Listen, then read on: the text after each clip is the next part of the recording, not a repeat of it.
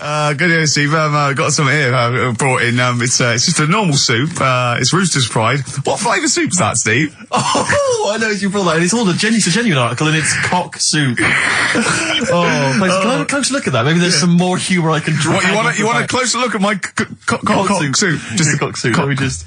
It says here delicious, appetizing. 3 to 4 servings. Because you know what I'm thinking of when you're talking about the soup. I'm thinking of innuendo. I'm just thinking of a man's cock. Penises. Yeah. Let me just. It's the darkness. Use Rooster's Pride cock soup as a snack with crackers or toast. Still thinking of a normal knob. An appetizer again, or a soup base. That doesn't really work as an Indian. No, that's disappointing. We'll work on that though. The darkness growing on me on XFM 104.9. Going well, isn't it? I've enjoyed it so far. It's been a bit naughty and everything. Yeah, a bit smut. Nothing wrong with that. No. I was on the way in today, right, Steve? Mm-hmm. Walking in, always walking in. I get left early and stuff. I like to get in early, get some bits done, that. Yeah. Monkey News, songs of phrase. That sort of thing. And living in London, right, there's a lot of shops that open early and stuff. Do you know what I mean? People say that's a good thing about London. Yeah. It's almost like 24-hour city and stuff, right? I'm walking in and there's like, you've got your news agents open. Obviously. Selling newspapers and that. That's good. They've got to be open early. Yeah. Then you've got your coffee shops, your Starbucks. Have a cup of coffee in the morning. Do you know what I mean? They're doing well in the morning. Yeah.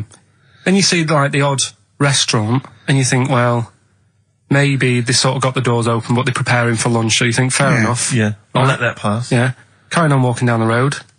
Bondage shop. Open. Sure. About 10:30. Yeah. Busy, was it? There's a couple in. Really? Some good offers. 10:30 for a bondage shop. I'm assuming if you're into bondage, though, you stock up at any time, day or night. I mean, you don't. Yeah. Well, I assume it. I suppose you get up and you go, I've got nothing on. I need to be a bit tied down. Yeah. I need some rope. These clothes are too baggy. I need more belts. Oh, God. I need more straps. Yeah.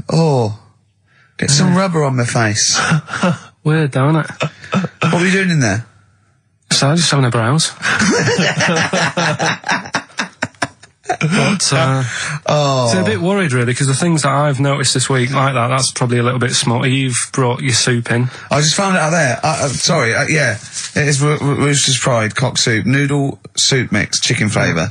But I mean, do they not know that is obviously just going to be used on the Graham Norton show and Chris Tarrant when he's doing his show abroad? Yeah. I mean, do you know what I mean? How could they call it cock soup in this day and age? Don't keep saying it. Well, no, it's fine, because you can say cock as long as it means the male we've done this. Oh, do you mean the chicken? Yeah, look, it's a picture of a chicken. Yeah, sorry. What did you think it meant? No, I don't know, I lost my head. Okay. Sorry.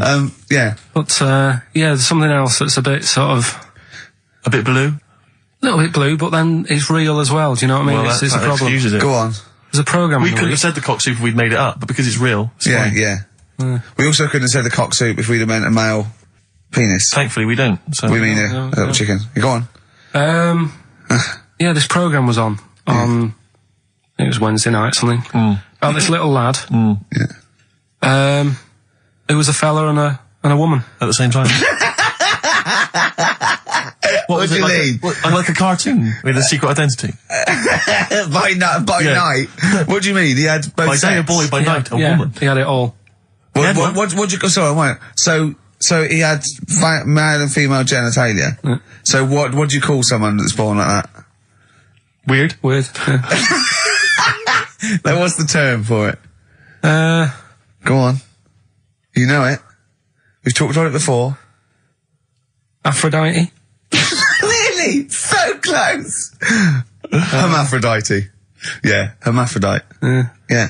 That's weird, don't it? Yeah. And he had the ball. Yeah. And he had the... Well, what happened was he was born, right? Obviously. And the doctor said, there you go. Lovely little boy and girl. So the mum was like, what? So he said... No, I don't think the doctor was sarcastic. Yeah, what? I don't think the doctor was sort of dissing them. Yeah. There you go. What do you mean, doctor? I'll have a look. Exactly. There's the cock, there's the minch. All right, see you later. What are you going to call her? Hit. But doctor, what do you mean? Have a look. He wasn't sarcastic. He didn't give clues. Tell me what you mean. Give me a straight answer. He probably went, oh shit, she's got a cock. He didn't go, He wasn't sarky to the parents. No, Anyway. but I'm just getting across. Do you know what I mean? I always had a little bit just to. Yeah, I know you spice do. it Yeah. up, You should spice be it a up. newsreader. Be brilliant. So there's a little kid lying there, Yeah. and the mum says, you know, what am I going to do then? So the doctor. I mean, I'm condensing this. It was like an hour long. Sure. Yeah. Yeah. So he says, she said, what will I do? And the doctor said, well, he's not sort of well hung. Right. Oh, So he's better. not sort of well on. This doctor medical has term. been, I assume, has been struck off since for saying these things. It was a real doctor. It wasn't Dr. Fox. Yeah. Right, go on. So the doctor said, so I recommend that we make it a woman. Right. Right? So they sort of do a little bit of, Jiggery pokery. a little bit of work. And I don't think that's true, Carl. No, it is. It was on the programme.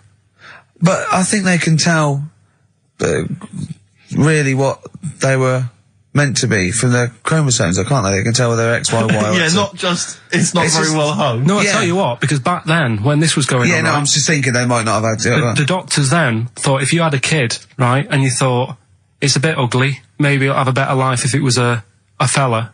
If it was a girl and it's a bit ugly and you think it's going to get hard time. Right, don't talk shite. What? What?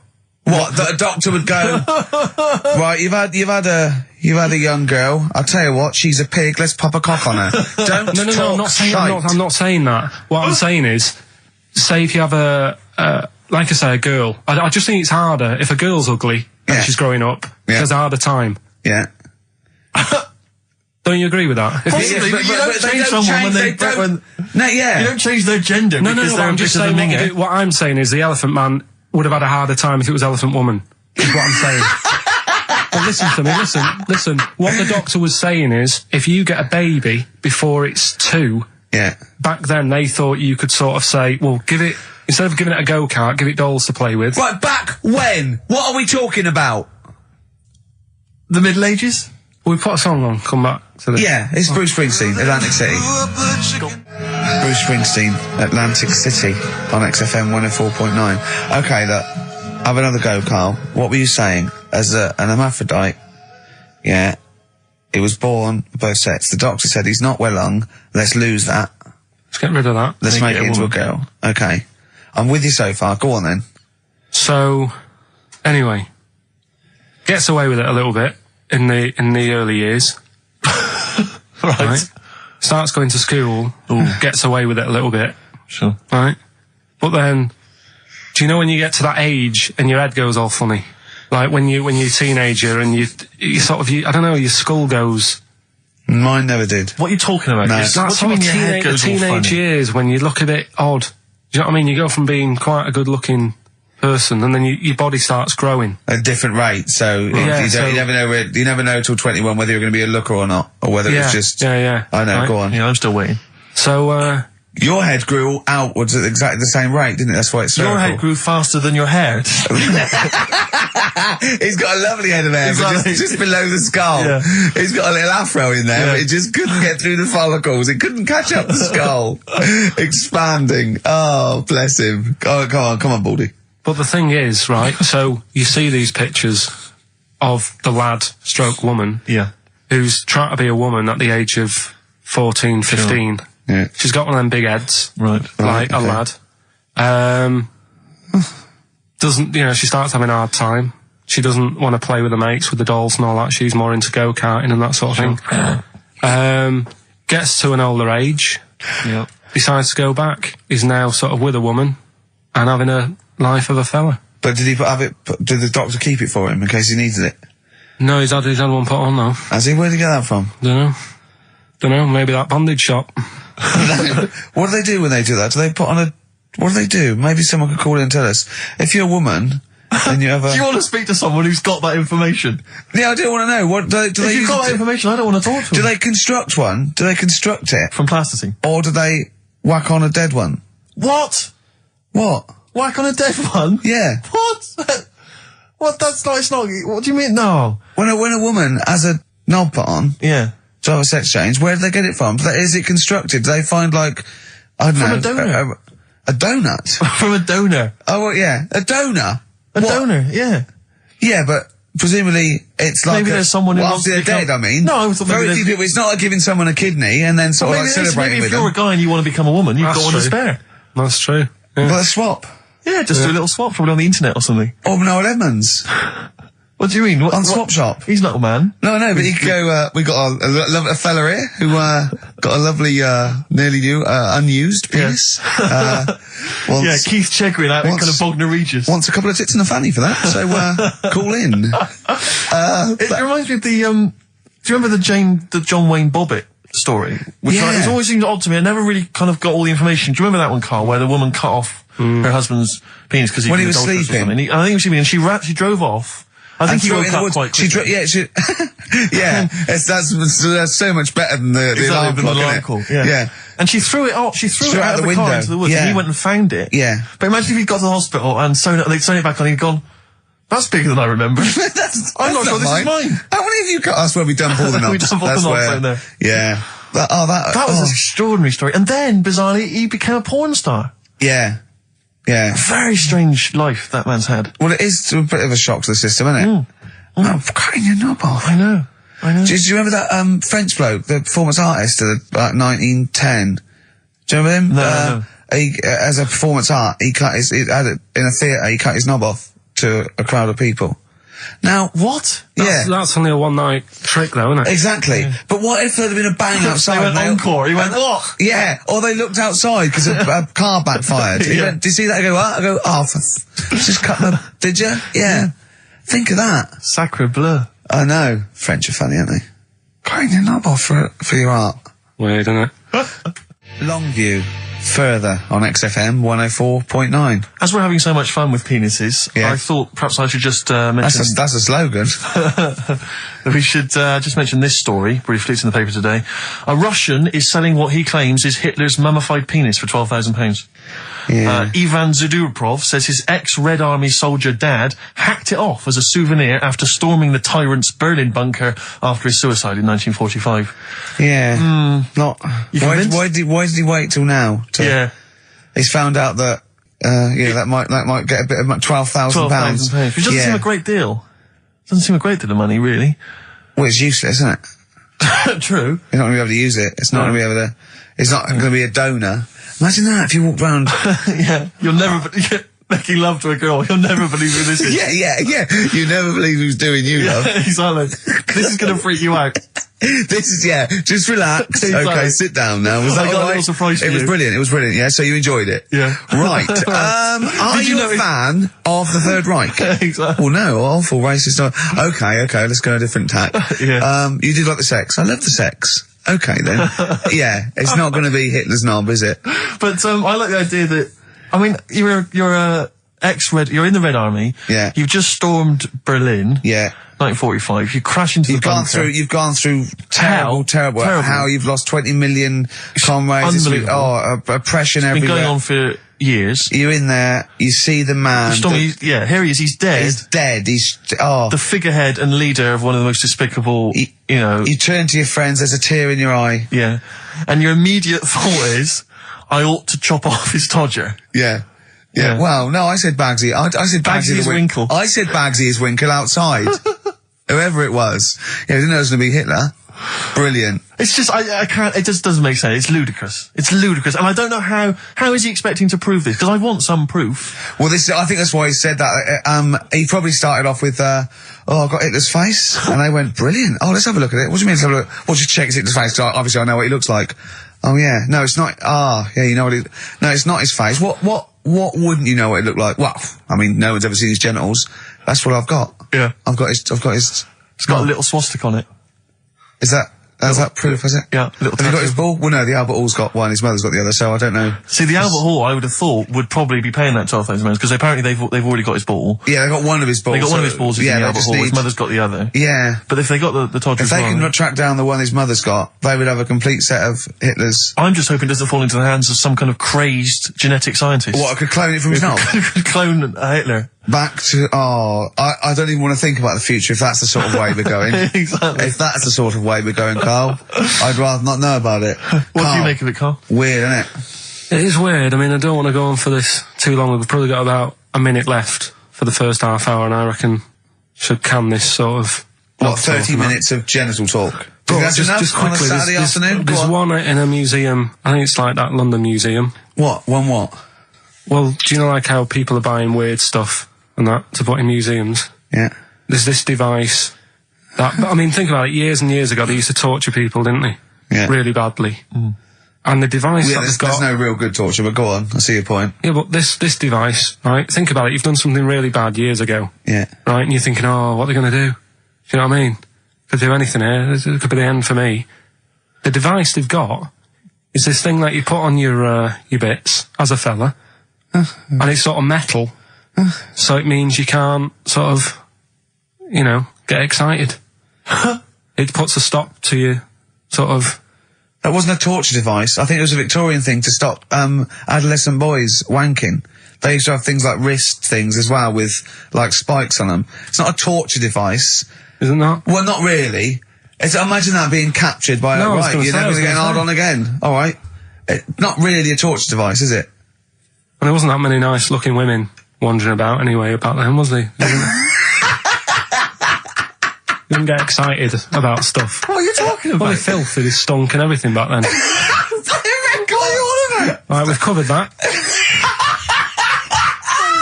No more of that talk now, right? Let's move on. Filthy, All Victorian women, filthy and stinky. Yeah. Oh dear. Better Rolling Stones Yeah, and then let's set go up for the it. old songs of phrase. Yeah. Stones, Beast of Burden. We've not played it before. It's an absolute gem. You're saying that a bit, sort of a bit gay? No. Is that what you're saying? No, but what was... Suzanne accused me of that in the week. Why? For being a bit gay. She said, I'm sure you're gay. Why? Just because I was moaning about stuff. She said, oh, you're a drama queen.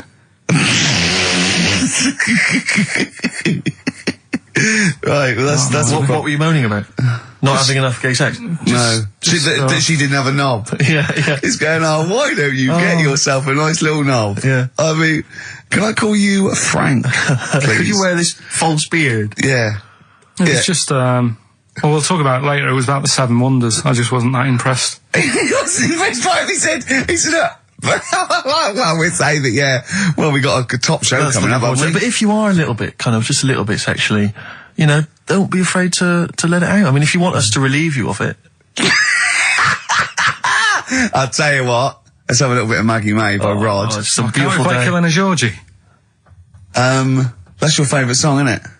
Oh. That's yeah. weird, isn't it? Strange, isn't it? That's weird. I'd like to hear Rod Stewart singing about a lovely lady, please, Karl. As would I. You can picture whatever you want. Bit of Rod.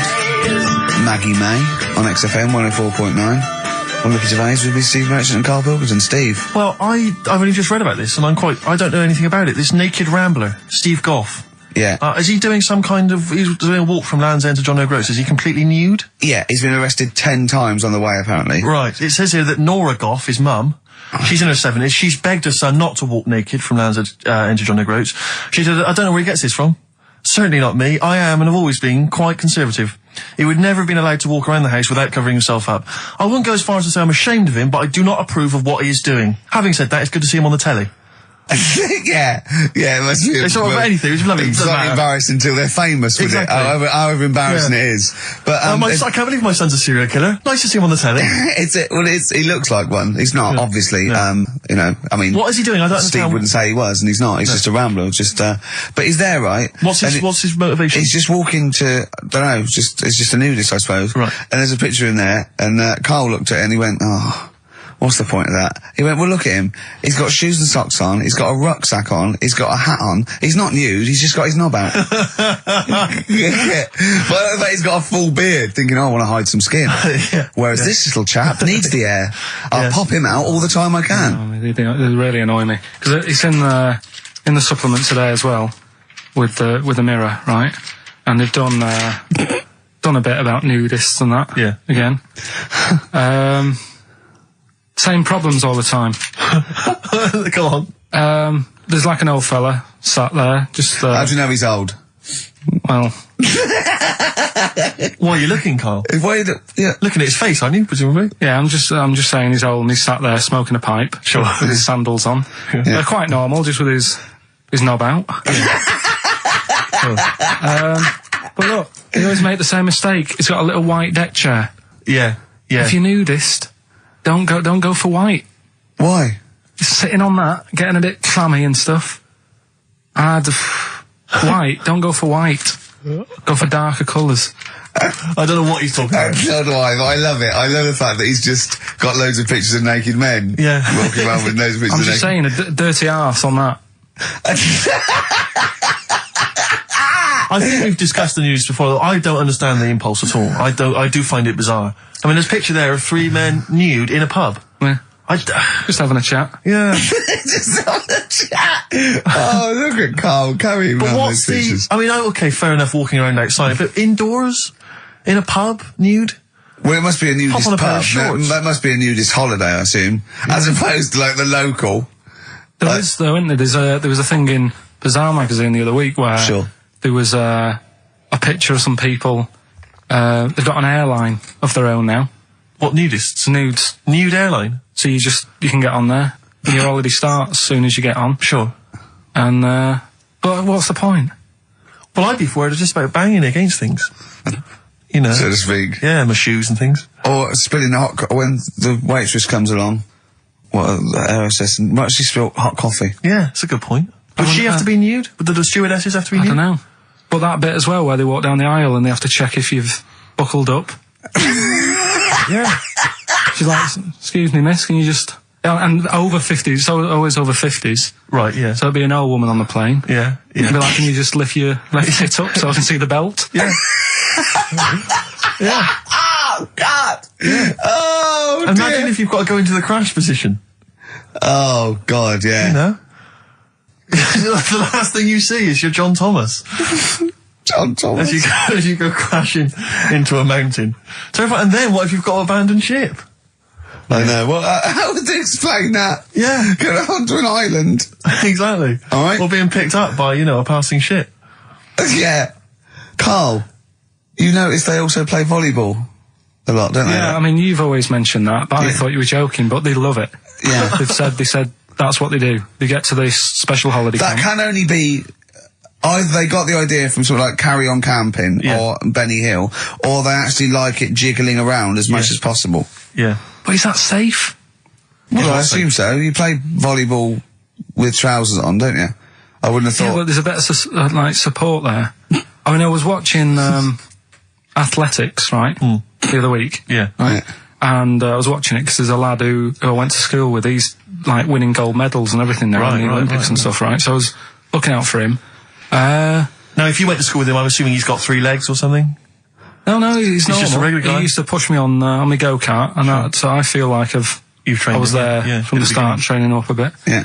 And watching the programme, and there was swimming in it, and I was watching that for a bit, getting a bit annoyed, because that butterfly stroke, Yeah.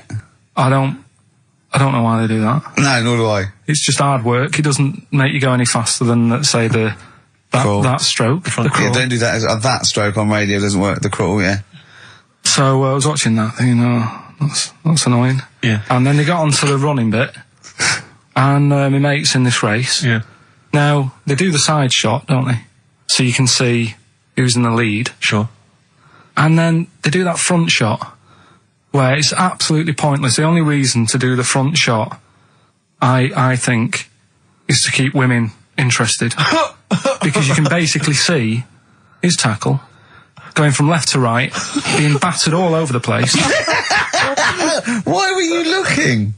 Seriously, you had no choice. If you wanted to watch it, it was like, I was interested if he was going to win, but it's like, But why did you turn over and watch Charlie's Angels instead? Because I wanted to see if he won the race. But... Or flip back at the end. Just flip back to get the result if you don't... Well, Or at least turn away or close your eyes on the front shot. No, I wasn't. I just... Suzanne was happy. Suzanne was loving it. Yeah. And I was like, whoa. Yeah. Just go to the other shot. But they were showing you the front shot and running along there. They could have just shown the top half, but they didn't. Sure.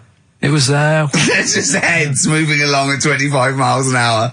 Yeah. Well, I think you're meant to see the running, the actual legs moving. It's athletics coverage, isn't it? It's not like... But they don't show you a shot from behind. Did you want that? Oh, no, I didn't want that either. It sounds like you were disappointed. Yeah. Play a record. What are we having? Better Radiohead? Yeah, be brilliant, wouldn't it? Incidentally, last week, you remember, we began the show by talking about knobs. Yeah. I think we've got a bit more knob news this week. There's not much coming up, is it? The knob news is on the way. After Radiohead, more cock. Radiohead and go to sleep. That's not to you. Please don't go to sleep. We've got another hour and 35 minutes of fun chat and great music on XFM 104.9. I'm Ricky Gervais, with me Steve Merchant and Karl Pilkington. Pilky, little Cayman Pilkers, little baldy twat mank whinging, a little bit bent Pilkers. There he is. There he is there. Now, Rick, you may remember that last week we opened with some quality knob news. Knob news, yeah. It was Hitler's knob. Hitler's knob was one of them. That just sparked off into a whole bunch of other kind of knob-related discussions. Yeah. And I'm pleased so far to see that we're almost at the halfway mark for this first hour, and so far we've only talked about nudity and/or todgers. Yeah. So excellent work from us. Well done, lads. Yeah. I'm looking forward to Dr. Fox and the rest of the Sony award committee listening to this one. Yeah. But more knob news. I don't know if there's a jingle for that, maybe. We nearly had the eye out. Knob news. Knob news, excellent. This is an extraordinary story. A woman tried to sue her bosses for £210,000 after finding a cooked penis in a canteen stew. Hospital cleaner Sophie, can't pronounce that name, was eating goulash for lunch and could not cut one of the lumps of meat. You can see where it's going. I've got so many questions already. I know. She picked it up and tried to chew it, but it was too tough. Then she inspected it with workmates, who all agreed it was a penis. Imagine that discussion. Yeah. Miss McClarter said she vomited for the rest of the day, instantly became a vegetarian, and had to have psychiatric help. It's not known whether the organ was from a human. The case continues. Well, it can be found out, so that's one thing. Obviously, that doctors aren't confused. They're not going, I don't know, I've never seen one like it. Yeah. Also, why is she eating goulash? I know. I mean, that's my first question. Why? Yeah. Lunch. Oh, what do you want? Oh, no, I fancy some goulash. Yeah. Oh, some gooly lash. Gooly lash, Thanks very like much it. Indeed. Lancashire cockpot Oh, is on the menu. Brilliant. Only £5.50. Wangers and mash. I'd love some wangers and mash, please. If you've got any knob-related puns, knob-food-related puns, then call XFM on 3426 14094. Ricky.gervais@xfm.co.uk. Call Chris Miles at radio1.xfm.winginmank. Yeah. Cock-co-kay. Cock a van. Cock-o-van. It's already done for There's you. some, there's wangers and mash, cock-o-van, Lancashire cockpot. You know. That's just off the top of our brains. Yeah. So, if you've got any of your own, keep them to yourself. We're not interested. What do you make of that, knob news? And he's in a hospital. I don't think so. Oh, yes, it was a hospital cleaner. You're right. hospital Oh, cleaner. God. I know how your mind's thinking already. There's been a mix-up. What kind of mix-up? I love that. What, some bloke's gone in, some lesbian's gone in and wanted a sex change. She's got a carrot for a cock. Stew and steak. Stew and steak. Oh, that would be great. You're not a doctor, you butcher. It's not funny. There was some other news, whilst we're doing the knob news, just cram this one in. There was some story on some news website about some lad who wasn't happy with what he'd been given. Right. What do you mean? He had an op? No, he wanted to have an op. He wasn't happy with what God had given him. Yeah. Yeah. What the Lord had popped downstairs for him? Sure. And, Sorry, no, wait a minute. Was he a bloke who wanted it? yeah, a fella. And what he wanted, he didn't want a knob, or he wanted a bigger knob? Wanted a bigger one. Right, okay. And, cost £5,000. Right. And they made a mess of it. Well, how do they make a mess of it? Don't know, it came out smaller than they went in with. Well, no, what do you mean? I don't know all the ins and outs. Oh, God. It's just he borrowed the money off his mum. There's been a slight mix-up. He borrowed the money off his mum. I love that. How bad is that? What do you want for your birthday, son?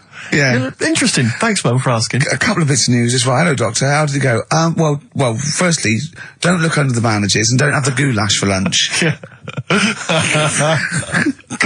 It was smaller than you went in Mum, with. we got £5,000. Why? She's going to be fucking up. Tell me what it's for. You can have it if you tell me what it's for. Well, look at that. Oh, you need a bigger one. Yeah, definitely. There's the money. Yeah. On you go. Nothing can go wrong. What did he say to the doctor then? That's rubbish. I didn't read all the ins and outs. So just like I said, I saw it. Just look for the picture. They want a picture. But you just thought, well, thanks for it. You just thought you'd pop that one in. Thanks. Yeah, that's the end. Knob News Extra. Yeah. Play record, Karl. So if you've got any knob news, we've got one more show left. Send that to ricky.gervais@xfm.co.uk and we'll hopefully get that knob news on air next week. Yeah. All right. Some Dizzy Rascal. Oh, Dizzy Rascal, yeah, he's one of the hot new English rappers. Let's play it. Dizzy Rascal, apparently, according to Karl, he hails from Bow, if he's listening. Good work. You have a number 3 hit with that. XFM 104.9, Ricky Gervais reading a magazine, Karl Pilkington, in a good mood today, so everything to play for. Some adverts. Excellent. Steve reckons, in ancient Greece, right, it was better to shag a bloke than a woman. And I went, well, yeah. I mean, that's about the male being sort of a first-class citizen. Yeah. Much better, wasn't it? An aspiration to sleep with a beautiful man than a beautiful woman. Women were lower-class citizens, so therefore men were seen as higher class. So to have sexual relations with a man there was no shame in that. No. In fact, it was looked upon. And I said, well, ancient Rome. I said, even Nero, he'd sit in his big jacuzzi and he used to get, pretty boy men to go into the water and just nibble at his testicles while he was having a wash. He didn't do that. He did. No. Yeah. And he's not a gay fella. No, well, no. I mean, I don't know about Nero, but I mean, it wasn't a case of a big delineation between what was heterosexual and what was gay. It was just, whatever you. So what did this fella do then? This one who's having his. Well, he was pretty much top boy, Nero, for a while. He was in charge. And, and you did what you were told. If Caesar or. But why were people going round there? Why didn't they go? Oh. No, they weren't dropping in. It wasn't like the door was opening. I was just going to see what Nero's doing. It's not like when I pop in here to see you. Normally what would happen is he'd say, "Come back to my place. I got a book for you." Yeah. You pop in, but he'd come out in his pants. Elton John would be on. You'd have probably been like a delivery boy or a stable boy or something. And you'd have popped round there and you'd have gone, there, right, Nero, there's the tablets of stone you wanted. And they go, Pilkington, why you are here? Pop under, I don't know why he's French. What is that? I don't know why he's French. Just pop under the water and nibble at my testicles and you'd have done it. Because he was Nero. I wouldn't. He would have. There's no way I would have done. Yeah, well, you would have. What have I done? I've dropped a pizza off. Yeah, you pop around to Nero's place with a pizza. Right, I'd say I've done my job. Right? Yeah. That's not the sort of tip I wanted.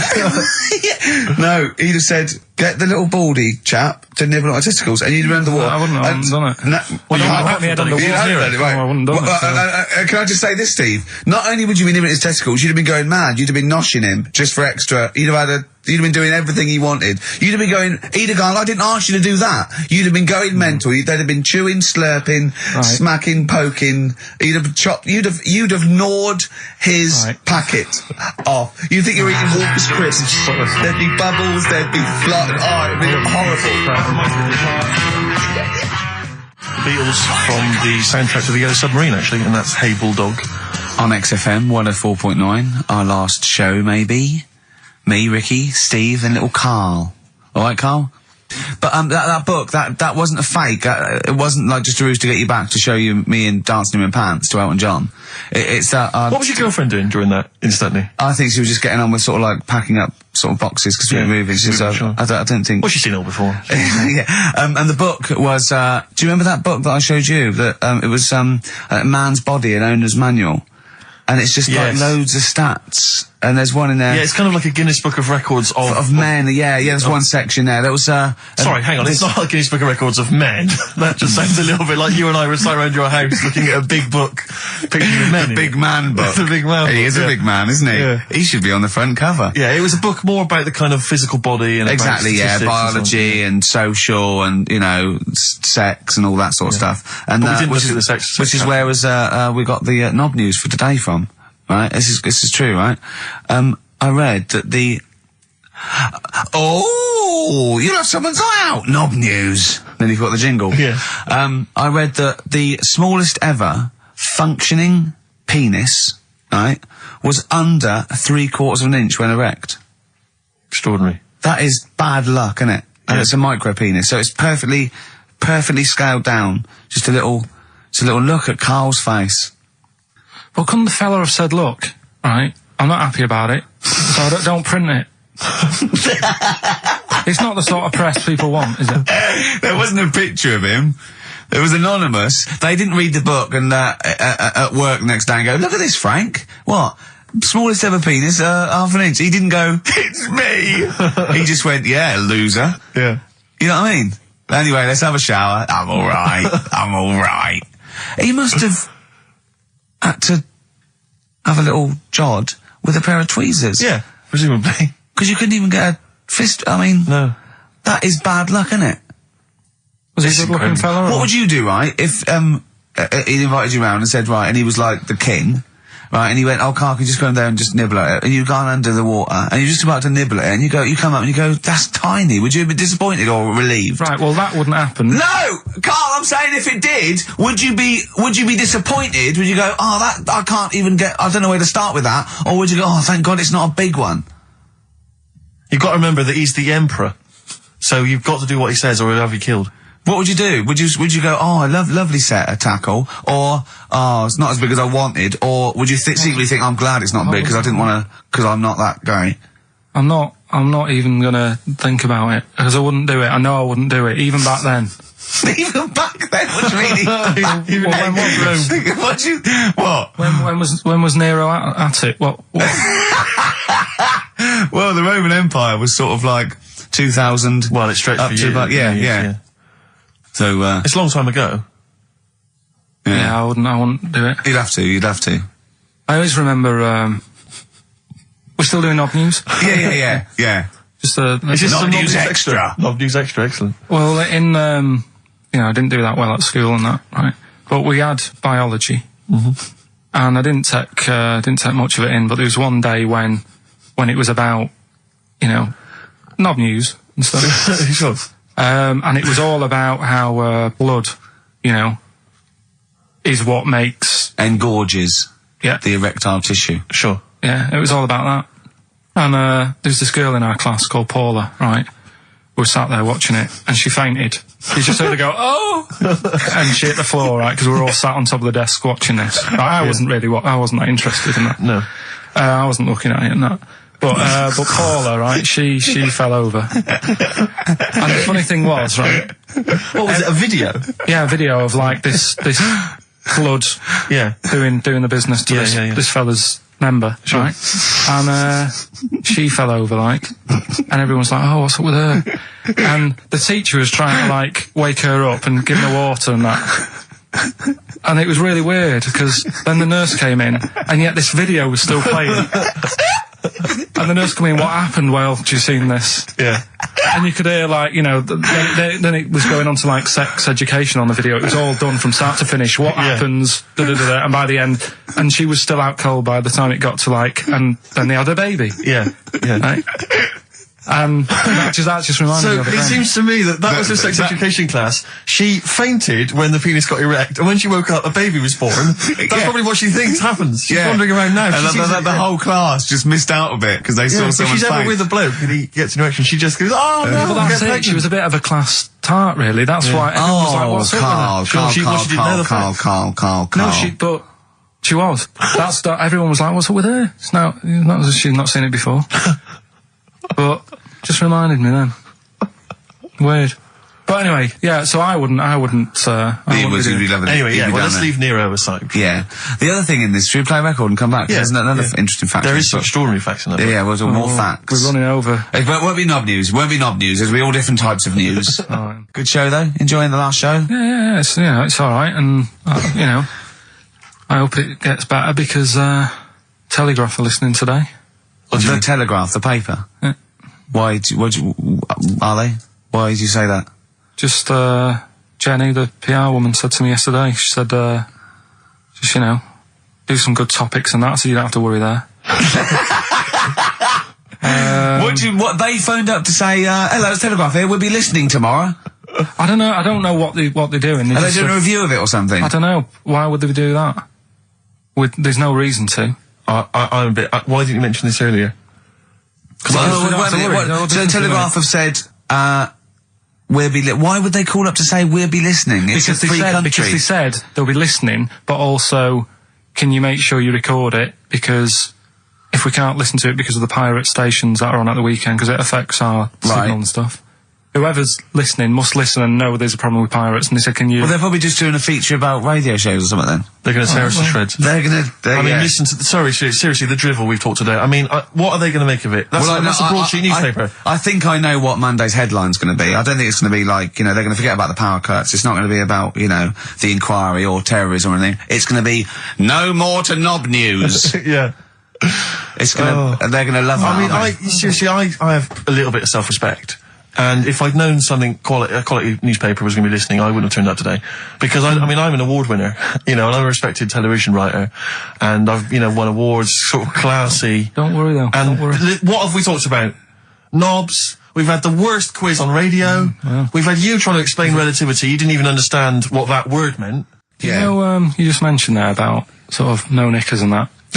Is this going to be your Auntie Nora? No. Right. It's just, like the last flat that I lived in, I always had a good view across the road and I could see, it was the hairy... There was the hairy Chinese not hairy Chinese kid, he was just a Chinese kid, actually. Yeah. Running about. Because that's rare, isn't it? Hairy Chinese kid's very rare, isn't it? Yeah. There's only one official sighting, isn't there? In one of those shit little magazines that you buy. He was running around in his underpants. You just swore ironically. I mean, I imagine if there's any newspapers listening, you did that.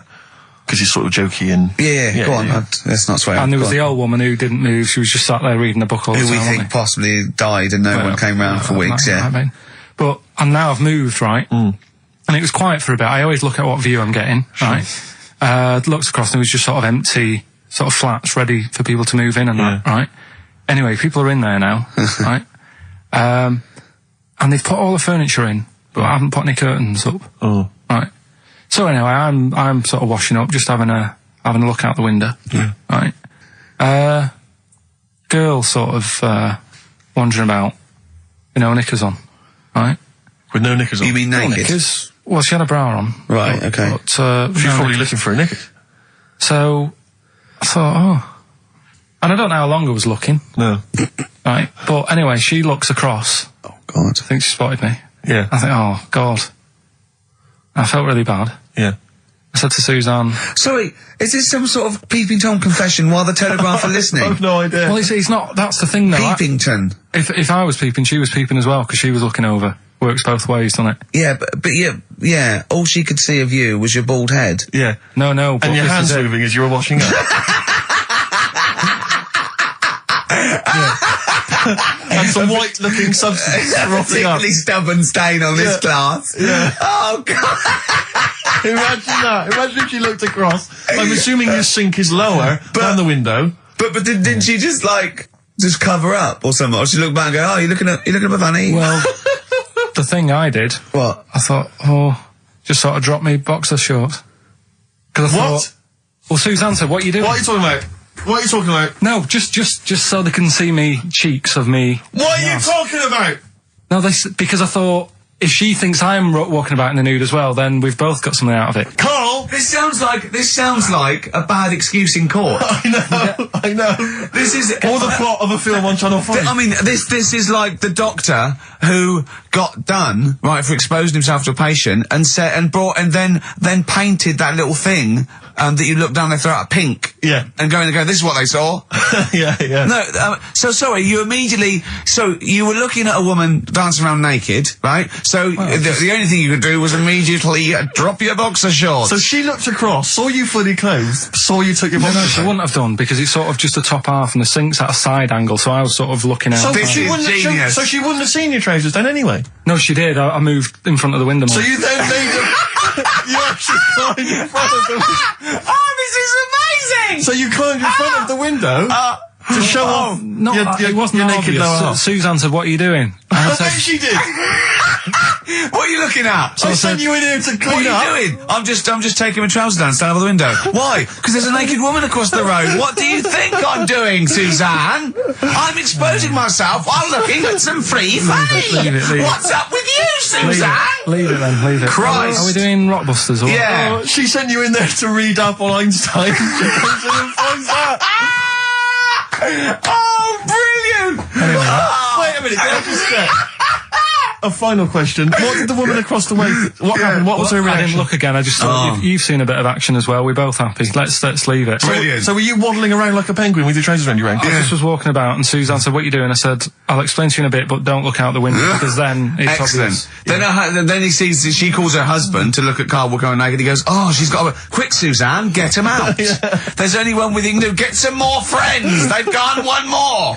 Anyway. Brilliant. Right, play a record and come back to Rockbusters. And Monkey News. We haven't got enough time. Do Rockbusters. Oh, God almighty. I make it clear now, I do not condone in any way, shape or form what Cheryl Tweedy did. But I have to say, they wind me up. By they, you mean toilet attendants? Yes. Right. Yeah, not Pop Idol winners. That's what I thought you meant. Yeah. So, go on. But, because I'll tell you what it is, you go into a club or pubs or big trendy pubs, you go in there, and there's the toilet attendant in there. He's got his little display of aftershaves, sprays, some sweets maybe, Blue straws, whatever it might. Yeah, maybe a lollipop. Maybe a lollipop.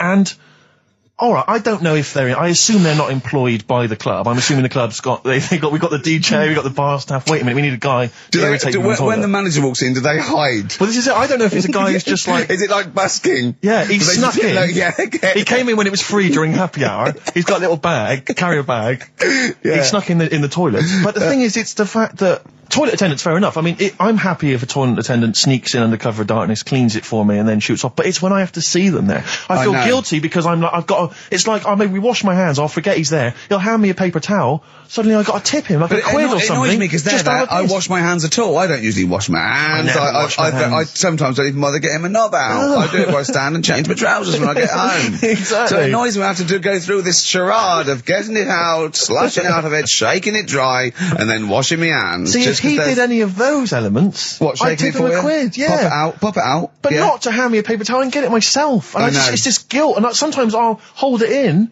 because I'm nervous I don't want to go back in there. What annoys me is like a posh award ceremony, it's a pound a piss. It is a pound a piss. Do you know what I mean? So, or in a top hotel or something. Yeah. It's absurd. And I'll tell you what's worse than that. I know that he's doing it because he's got to feed his kids, but it's the fact that I've got to look him in the eye.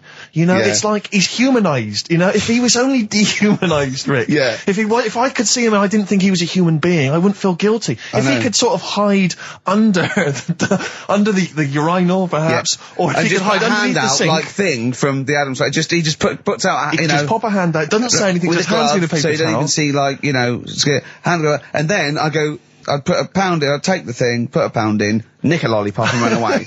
No aggro. Exactly. It's the fact I got to see them and I feel guilty because, I'm on the radio, I've got a cushy life. I know. Here's a guy who's just trying to make ends meet. It makes me feel bad, it ruins my evening. Yeah. I'm just pleading for them. Can they not do it anymore? Can they maybe get a job in legal mini cabin or something? Please.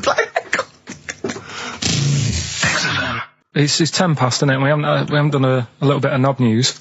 No, right? We haven't done knob news, no. But it's been 3 months. It's been 3 months coming. There's this thing. I don't know the full story. I don't know how it happened, right? But little Russian fella. Yeah.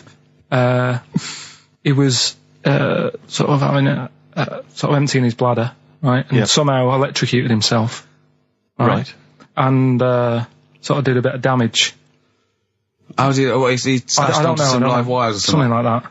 So did damage to himself or to an electric fire or something? No, to himself. To himself. Yeah.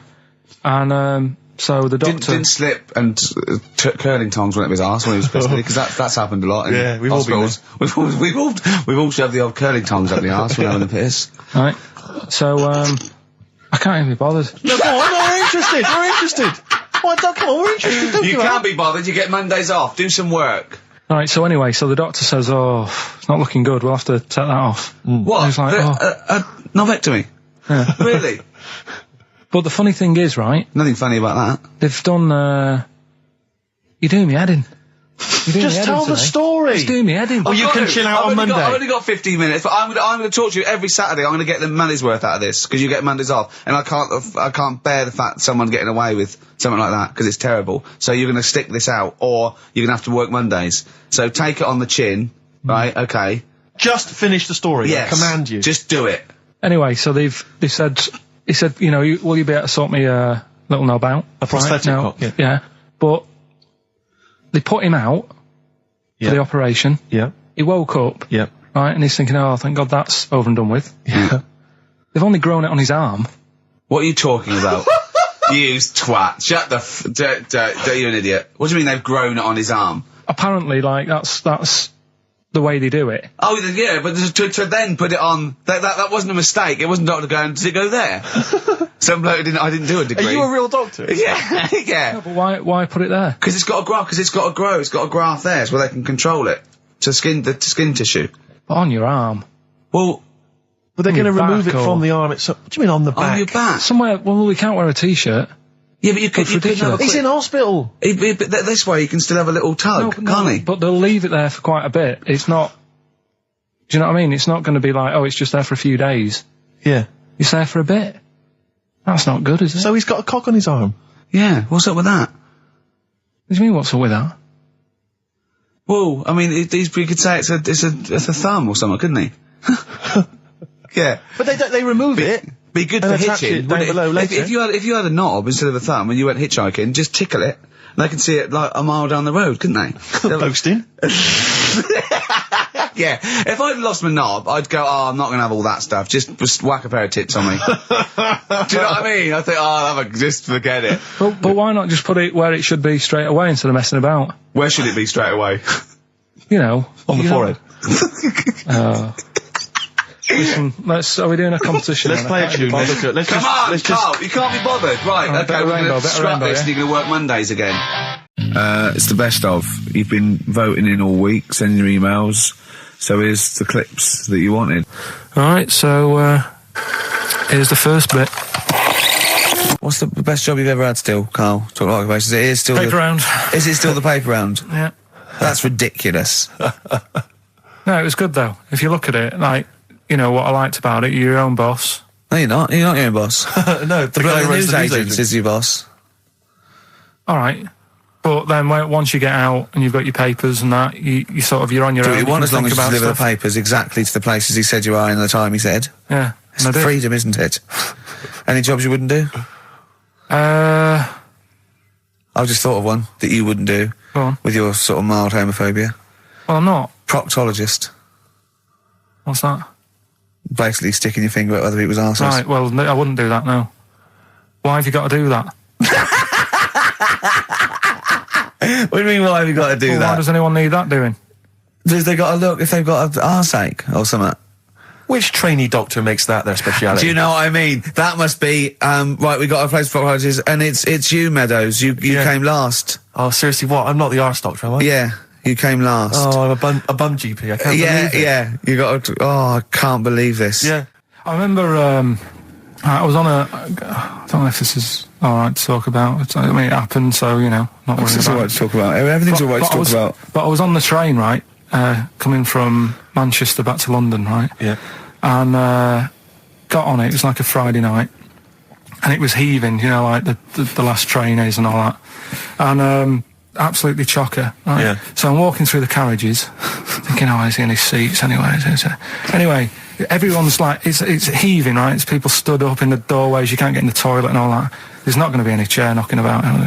Walking through, and anyway, I see this one empty chair sort of in front of me, right? I think, oh, why ain't anyone sat there, right? I'll just rush to that, get to that, I'll get myself a seat, plonk myself down, right? And sort of turn round, you know, see who I'm facing, you know, see who you're sort of having a chat with. Little fella there, right? Little, Down syndrome kid. Right.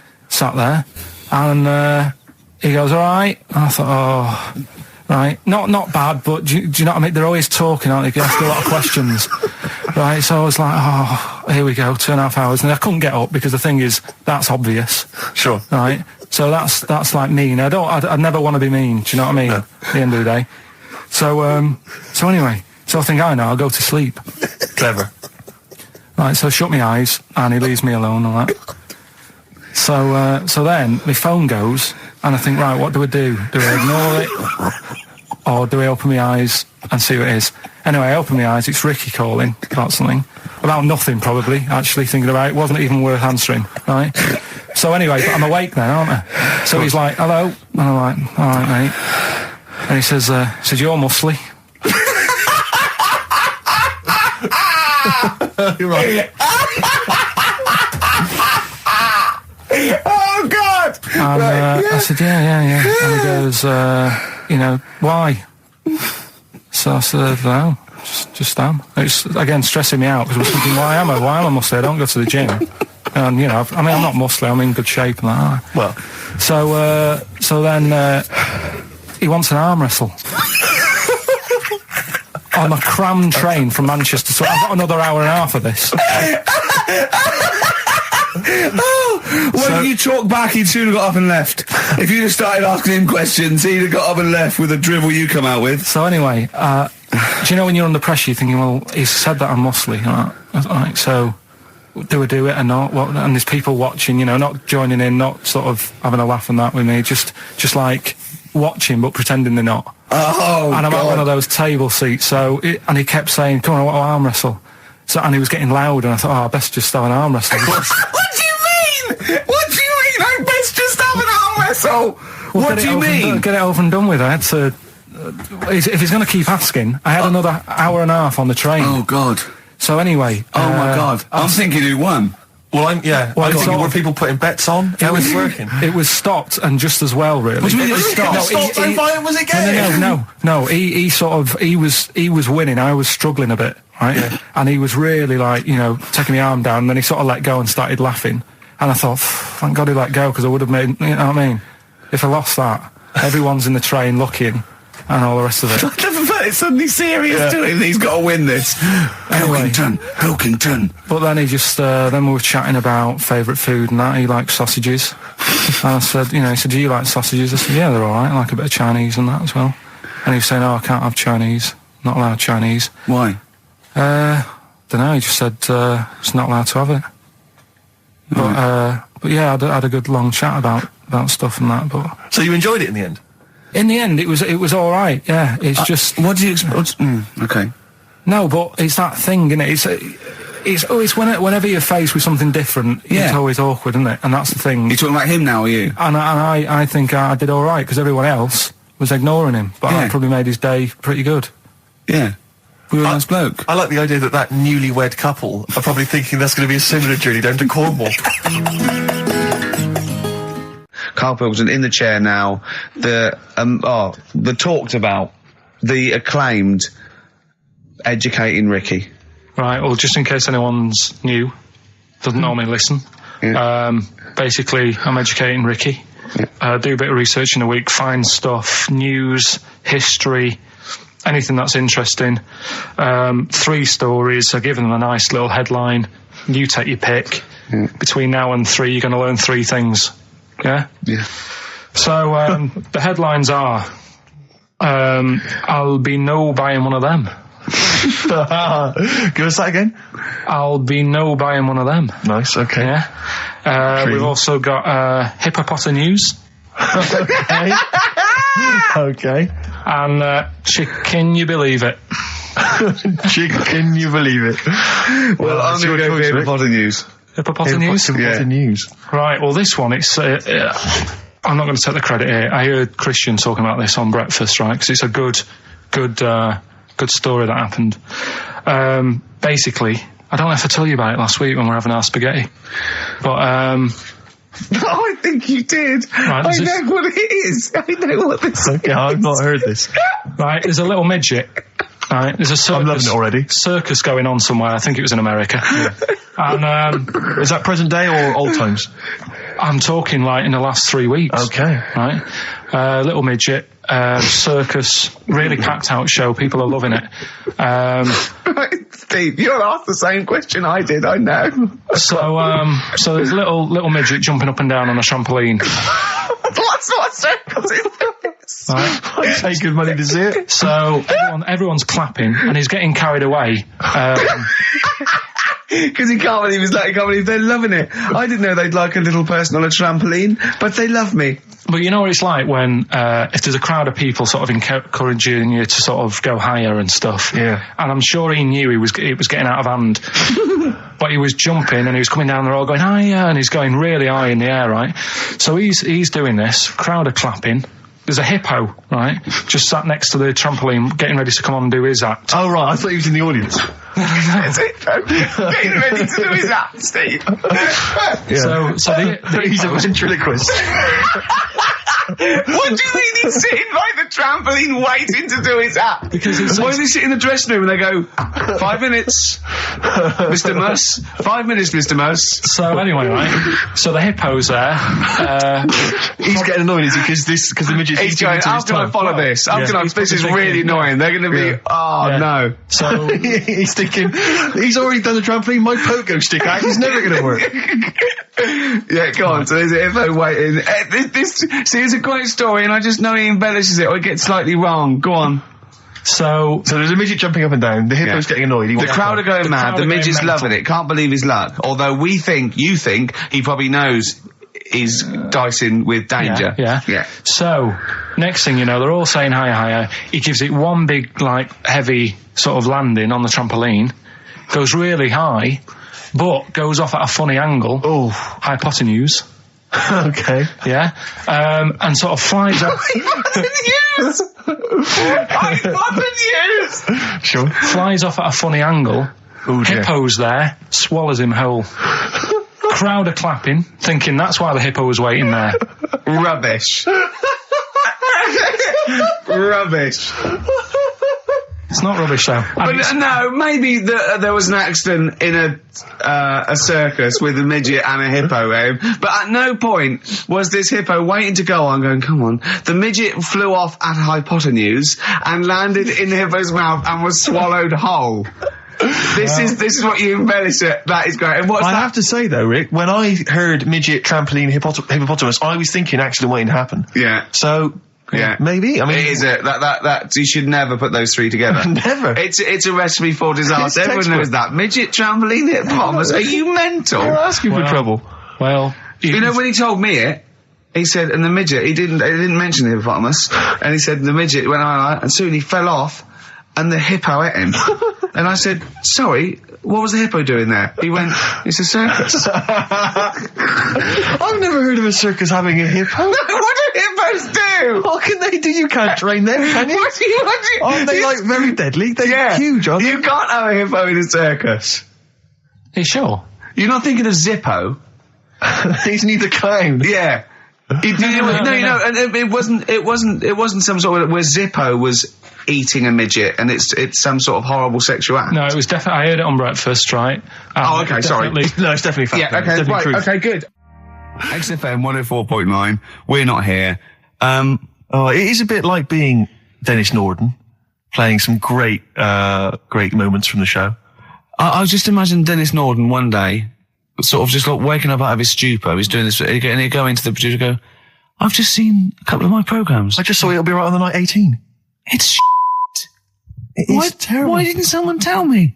Well, we didn't want to upset you because, but I've been doing it way too long. Well, you could just let me go on forever. Well, until you died, yeah. Well, why can't my son take over? Well, he's 80, Dennis. And the jokes I'm doing, they're awful. Why have I got that clipboard? I've written these jokes, they're not funny. There's an audience, they're laughing. What are they laughing They're not at? laughing, they're not laughing, that's canned laughter. Who are those audience? Who goes to an audience for It'll Be Right on the Night? A lot of them are older than you. It can't be right. Do you know we have 15% fatality in one of your audiences? But I went home at Christmas, I watched one of the episodes. Yeah. I was with my family and friends. I said, watch this, you'll love it. Stony face, no one laughed. They all thought it was shit. Well, it is. Well, why didn't you tell me earlier? We didn't want to hurt your feelings. You're an old man. You may be upward of 102. I didn't realise. Yeah. I noticed the other day when Karl was sitting on your knee having his picture taken. Yeah. It's a long story, right?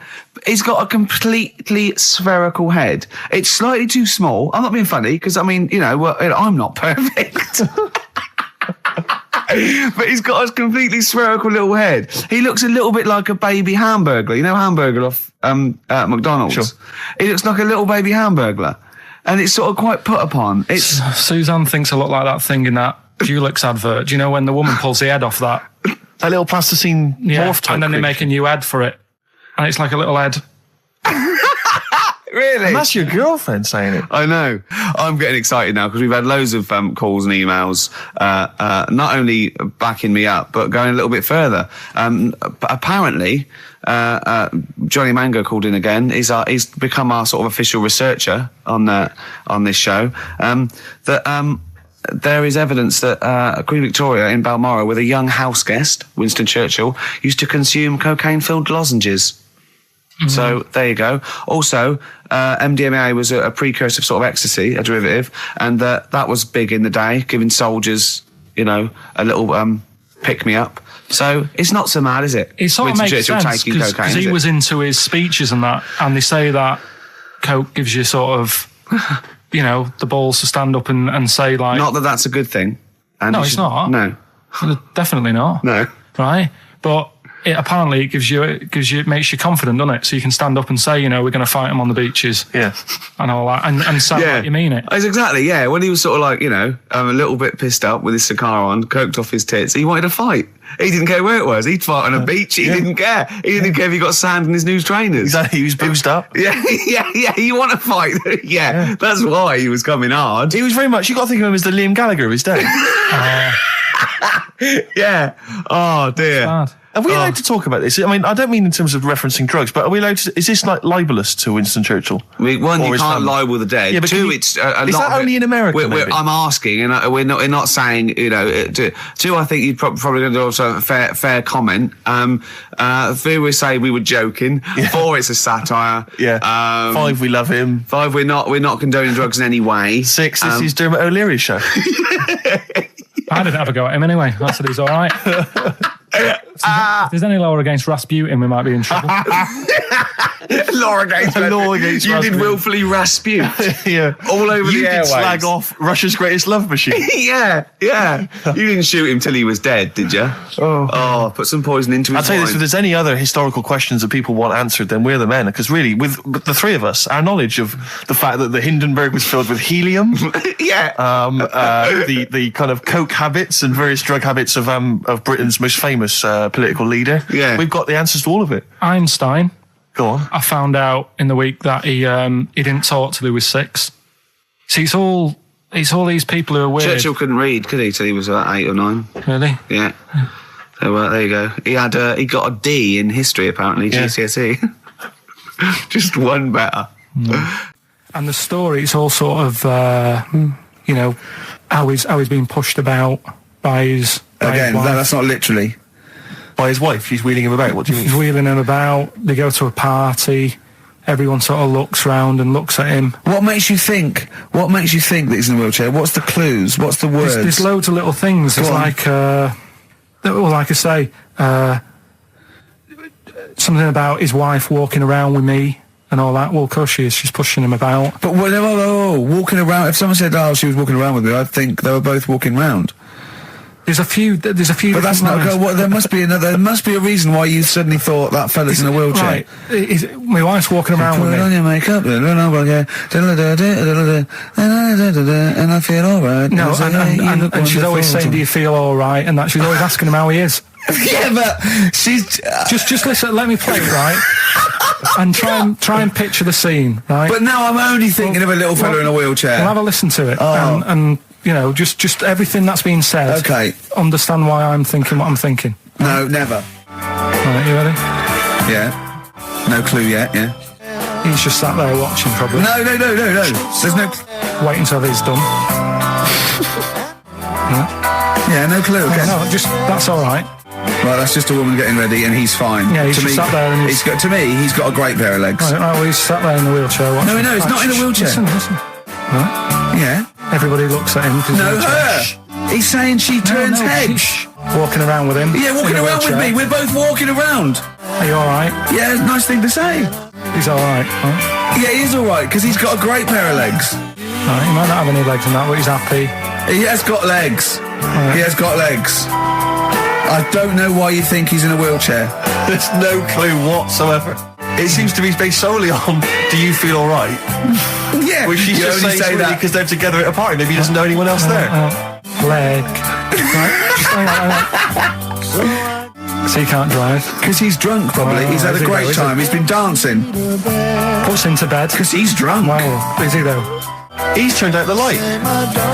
His hands work. Is that it? Yeah, there's no clue. But the thing is, that's what I'm picturing. But that doesn't mean it happened.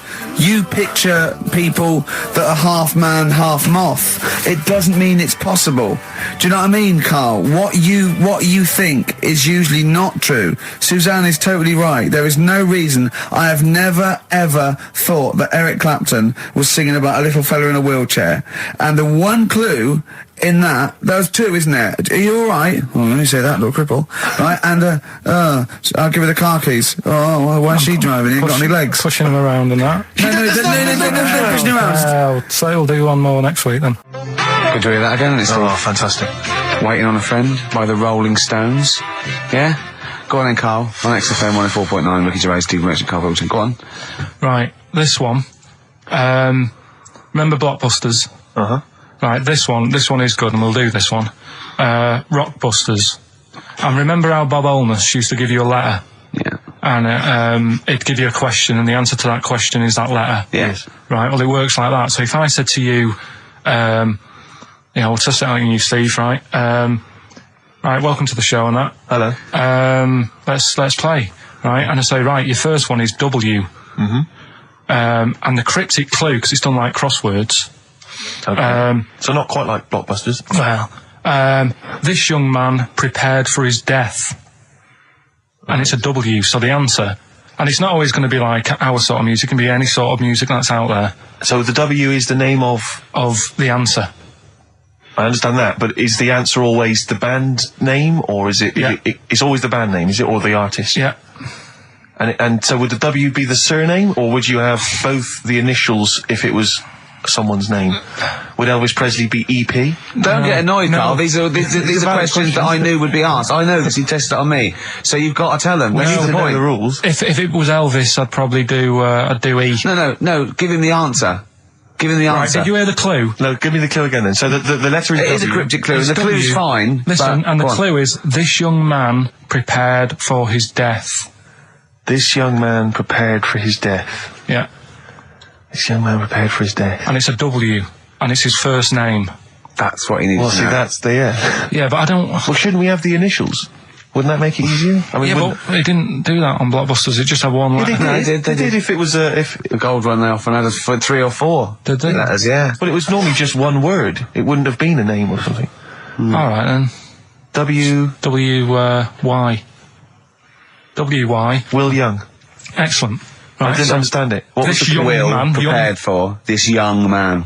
So he's sort of mixed sort of cryptic. Yeah. But I mean, you know, that's a good effort. That's better than Yeah. usual. No, that is better than It's not usual. bad, is it? So do you want to play? Let's play Rockbusters. Yeah, Rockbusters. All right. Sam, Hello. is it sounding all right today? It is. It's just about. Right, cheers. That is worse.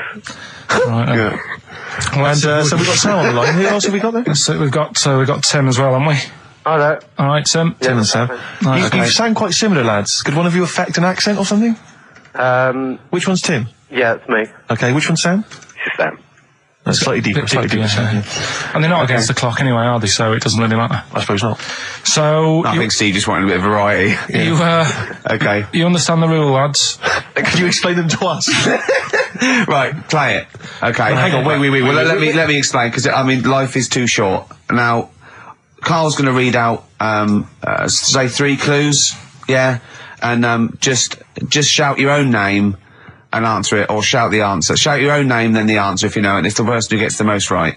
Okay. Is that all right? Yeah. Yeah. So, Here we go then. okay then. So Shouldn't it be the first to 3? Well, yeah, but then he hasn't got. Yeah, I've got enough. It's fine. You've got enough clues for that. Right then, here we go. Welcome to the show. Oh God. Right, the first initials, S-T, right? Is that right? Well, I don't know. Oh, we don't know, do we? How do we know? Here we go, S-T, and the cryptic clue is better than the average homeless person. Okay? Sorry, I think, is that a band? Yeah. Is it an old band? Yeah. I think that's one word. Alright then, S. S, it's an old 70s band. Better than the average homeless person. Tim? Go on. Super tramp. Yes. Supertramp Well it done. is. Yeah. Well done. 1 point to I have you, no idea Tim. why that's right, by the way. You don't know. You don't understand why it's right. He's a super tramp. Oh, right. Better than the average homeless cryptic, yeah. Yeah, cryptic. Yeah. Okay, second one. Come on, Sam, you got it. That's actually quite good for Karl. Trust me, Tim. Take that as a good clue. Because, yeah, okay. We won't do this again. Right, 1-0 to Right, here we Tim. go. Right. F. The letter is F. That's the next one we're moving on to. And the cryptic clue is, the little girl is hungry. What shall we do?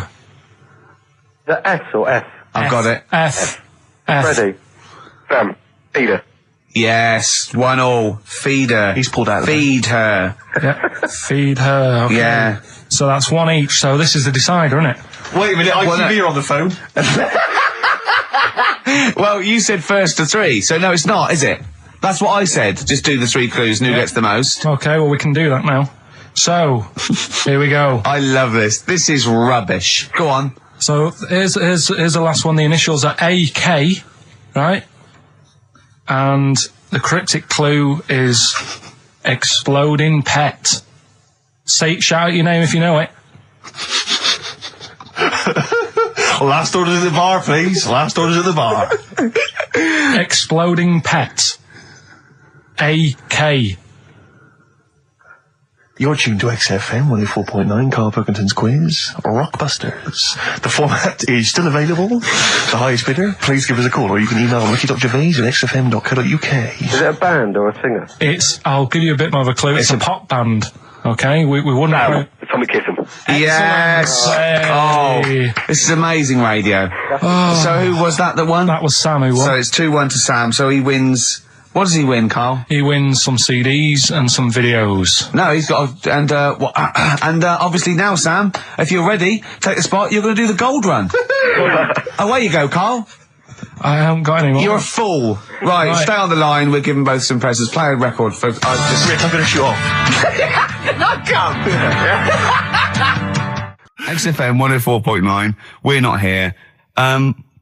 This next clip is one of my favourite clips. Look, it needs no introduction. Here it is. Another holiday. Well, it wasn't holiday. Wasn't holiday. Well, it was. You had 5 days off work. Why isn't it holiday? You had 5 days not working for a living. You know how many days holiday gets a year now? 29. Oh, that's more than teachers, isn't it? It makes me sick. It makes me sick. Well, I know the kind of hours you work, Rick. It's mad. I mean, if you're not in work by midday, you're furious. No, but I mean, I'm always... 29's normal for the normal working person. Yeah, but, you know... And anyway, it wasn't a proper holiday. I went to see my mum and dad. It's nice to see them and everything, but it's not holiday, is it? Why? It's not going away. It's not getting on a plane, is it? Going away. Oh, is that definitely a holiday? What happened before 1950? I don't know. People used to go... Yeah, exactly. People used to go to Blackpool or Brighton. That was holiday. Yeah, but I didn't Where did you go? Went to Wales. There you go. Lovely holiday. Lovely holiday. Have a holiday in Wales. That's what they say, innit? Come to Wales and have a holiday. That's what they say, innit? So come to Wales and meet your parents. Come to Wales and have a lovely holiday. Right. Well, anyway, it was good and that. It's always good to see him. Right? Yeah. But Week off work. do you know like my mum likes gnomes and stuff, Yeah. right? Of course she does. She's lived with one for 30 years. She said, get your dad to take us to this park where they've got 6-foot gnomes and stuff, right? Have a walk about. Sounds like a nightmare. Yeah. Sounds like a living nightmare. Keep an eye on Karl. Yeah. So anyway, He stood still for 2 minutes. Someone bought him. No, you can't buy them and that. It's like a little exhibition thing, Yeah. right? And it's part of a hall, right? This big hall that you have to pay to get in, but we didn't want to see the hall. I just wanted to see the gnomes. Of course you did, yeah. So anyway, my dad says, yeah, well, we can get in there for free. Of course he did. Clever. Right? So we parked up on this little country lane, right? No one about. We walked How much down, was it to go in? Like £2? about £3 each. Yeah. But he said, well, yeah, but if you don't have to pay, do you know what I mean? You enjoy it even more, don't you, when you're walking about and you think, I've got this £3 in my pocket, no one's having it. Yeah. Right. No, looking over shoulder for a bloke with a peak hat saying, can I see your ticket, please? I wouldn't enjoy it more, no. Go on. Yeah, but you don't worry about it, do You got a bit of money now then, Rick. You're changed. So anyway, so we had to walk across about 4 fields. For £3! Right, and what happened was we're walking through all these fields and what have you, big grass and muddy bits and all that, 'cause it'd been raining. and climbing over fences and stuff. And we're in this field, right? And I look to my right, and there's about 30 cows all staring at us, right? And Suzanne started to panic a bit. She said, we shouldn't be here. Dad says, of course we can. We're allowed to go wherever we want. You know, all this land, it's ramblers' rights and all that stuff. Yeah. And take a cow if you want, unattended. Serves him right for leaving him in the field unattended. I'm having one. Yeah. And keep us fed for a week. Anyway, these cows start surrounding us. Surrounding us. Oh, brilliant. Oh, no. Face off. And Suzanne's panicking, going, this isn't right. We're not going to make it to the fence in time. They're moving faster than us, and they started sort of running a bit. Wow. And it's like some kind of bovine West Side Story. A gang of cows coming at you. Don't worry about it and stuff. But my dad had to sort of stand there and like wave a stick at him. Of course. And we got away, but Suzanne was like having a bit of a sweat on. Got away. Saying, we could have got killed. Sure. And my dad saying, nah, it never happens. And I just wondered if it does, if there's a risk of... Yeah, it is rare, but there's been a couple of cases of being trampled by cows. They're not aggressive, they sort of run through you. Well, they're aggressive if they've got a calf. Did kids? What? You had kids with them? Kids, yeah. That's goats you're thinking of. Yeah. Maybe they were trying to sneak into the gnome thing, and they were worried that, like, if too many people did it, and they thought some cows, we can just sneak in where cows, no one's expecting cows. And the cows were going, walk upright like you're human. Don't walk upright. They thought you'd blow their cover. Yeah. Yeah, people have been killed by cows before. Yeah, that was like the highlight, and then... So when you arrived there, you were presumably covered in mud, looking like something that had just come from Glastonbury, staggering around this exhibition. It wasn't that bad, it was just like a woods, and it had like a funny sort of funeral, like a graveyard thing. Right. Yeah. With bodies sort of hanging out the ground and that, and we had these 6-foot gnomes. Right. And then we just set off again, walked back. But we're sure this wasn't a dream? No, it was good, And... called up Ricky. I said, right, are you about? Have a chat and that. So he said, I'll just come round. It's a nice day. Have a drink and what have you. So I got round there at about 6:30, right? Go up to his door, knock on his door, right? He stood there with his tackle out. Oh. Yeah, what did you make of that? What was wrong with that? What do you mean, what's wrong with that? Why were you looking at it? Why were you looking at it? I tried not to look at it. But again, you're always sort of attracted to it, aren't you? Kind of like... I've never been attracted to another man's tackle. I don't know what you mean. You can't help but have a little sly look. Especially when it's there. When you ring the bell, and I mean the one on the door, right? And that's hanging out. And does he dress to the left or the right? It was to the left, right? Yeah, it was left, yeah. Just popped it out of my shorts for him. Just popped him out of the shorts. Should have seen the state of him. Shorts on, no top, cigar. Looked like someone out of The Sopranos. It was a mess. Yeah. And then... we sat on the balcony drinking wine, didn't we? Did you pop it back in, or was it... Yeah, I popped it straight back in. I've got the laugh. Sure. I've got the laugh I wanted. Yeah. He walked in, he went, it's not that hot. Straight away. It's not that hot. Oh, brilliant. Then, was that knob news, or is there more? No, it's got more knob news. That's just a taster. Just a taster. Listen, let's play some average. Let's play some great music, and maybe we should have some early knob news. Early knob news coming up. XFM. Do you believe in God, Karl? Don't know, I don't really worry about it. It was ages ago, wasn't it? So, if he's about, whatever. Not that bothered. Adam and Eve is pretty interesting though, isn't it? It's not, well, how is it interesting? He made man out of dust. Then just because he could, he's having a laugh. Then he made her out of one of his ribs. Again, he'd like to vary it a little bit. Then they had 2 sons, which gave rise to the entire human race. What was going on there then? What would have happened if they didn't get on? That's interesting. Sometimes with pandas, they don't fancy the other one, do they? They go, well, that's my choice, one. You've brought me one panda from Lisbon Zoo, and I've got to shag that. What if I don't fancy it? What if they bring in a right slapper? Do you think what if it's the equivalent of, like, Love Island, Well, I whatever it's imagine called? it was like Celebrity Love Island. Yeah, and they're going, I am not shagging that slapper. Every panda in the world has seen that dirty old mott in magazines. Why am I meant to mate with it? I've got some dignity. Are you talking about Adam there or Panda? Was that? Either is fine, I suppose. No, Do you think pandas. that Adam had any say when God was making Eve? Was he saying, "Can make the boobs a bit bigger, would you?" And then I'm a blonde guy. I'm into blondes, really. I mean, I don't know. Did he have any input, or was it just? I don't know. Well, I suppose It was one of his ribs. After I know, all. but it's probably restricted. You go, well, I'm working with a rib, Adam. Give me a break. There's only so many things I can do. Well, he was probably in kind of intensive care, wasn't he? With the whole. They go, well, I can't just keep making the boobs and things bigger because their legs will get short. I don't mind short legs. Yeah, make the legs longer. I don't mind no legs. I don't mind no legs. As long as the boobs are sizable. I tell you what's weird though, Steve, right? Everyone's heard of like Adam and Eve, yeah? What's the surname? Yeah, where'd they get their post from? Unbelievable. One of my uncles, like Tattoo Stan, he's just caked in them. Right. I don't think he's my proper uncle, but he's just like my dad's got. Stan! No, my dad's got. That's a province in Russia, isn't it? My dad's got loads of mates who. When you like, say he's not your names. proper uncle, Do you know how, like, when Just a bloke someone who used to comes hang around around, with you're the alright, Uncle Stan? Yeah. Do you know what I mean? And my dad had loads of mates like that. There was John the Screw. right? So he either works in a prison or he likes to have sex. Cabbie. Cab driver. Okay. There was Jimmy the Hat. I don't know where he Jimmy did. the Hat. Yeah. And, Did he wear a hat? No. No. There was Fred the Veg. You sure he wasn't a relative? Sorry. Fred the Veg used to get us like big bags of potatoes and that. Fred Veg, okay. And there was Tattoo Stan.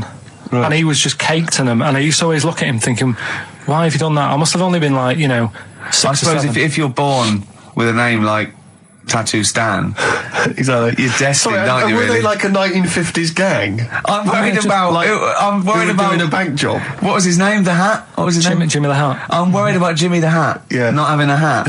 I don't understand it. Are you sure he didn't have a hat? Not when I met him. Did he ever wear a hat?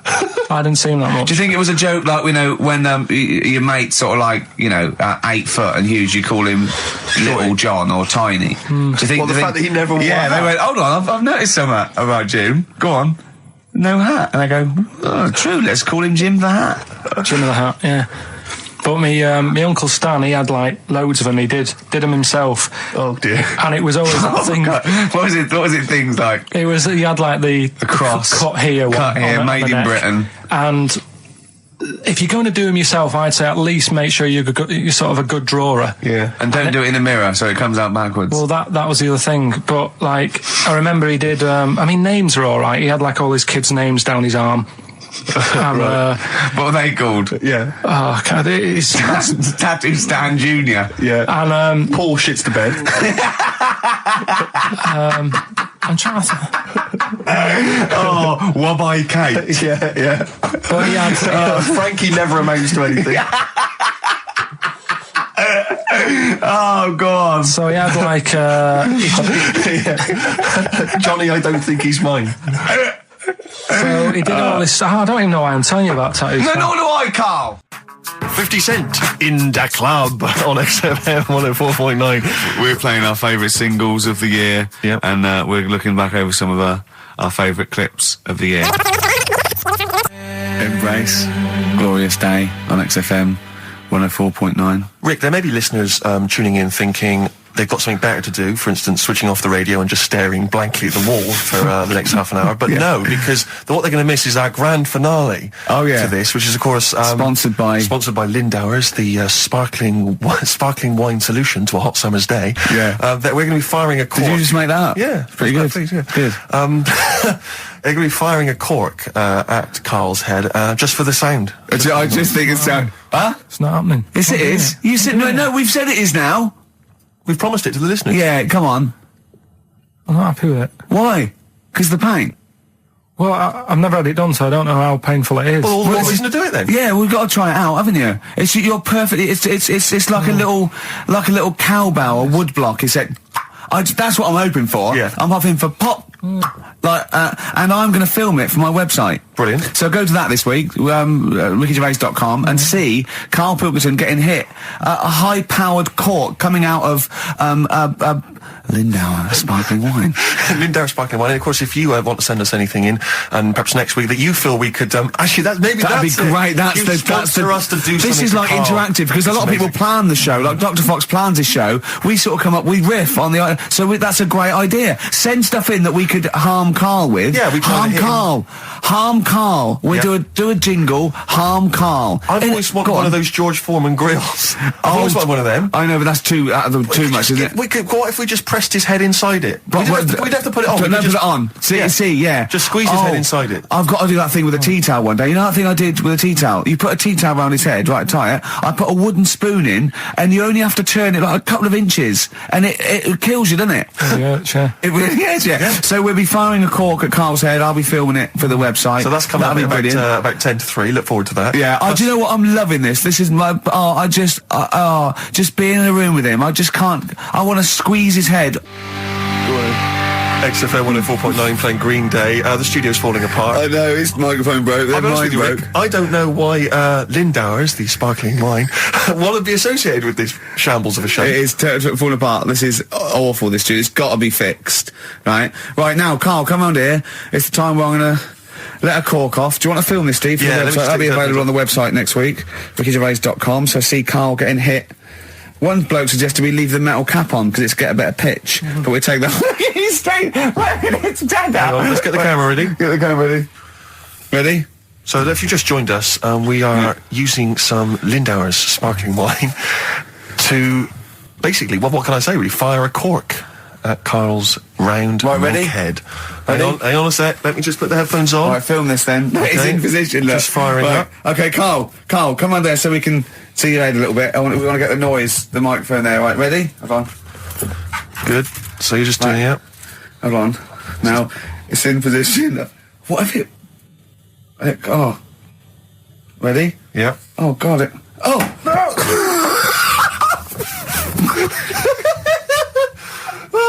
It's like Jackass. Did it hurt? Behind me. What do you mean? Did it hit you? I sort of just. It went off. It went off course. Did it? Just glanced. Did it? Right, Lindauer, you're going to send us 8 more bottles, please. Yeah, we're going to get this right. Wait, what were you thinking during the quiz then, when the questions were coming out? What were you thinking of?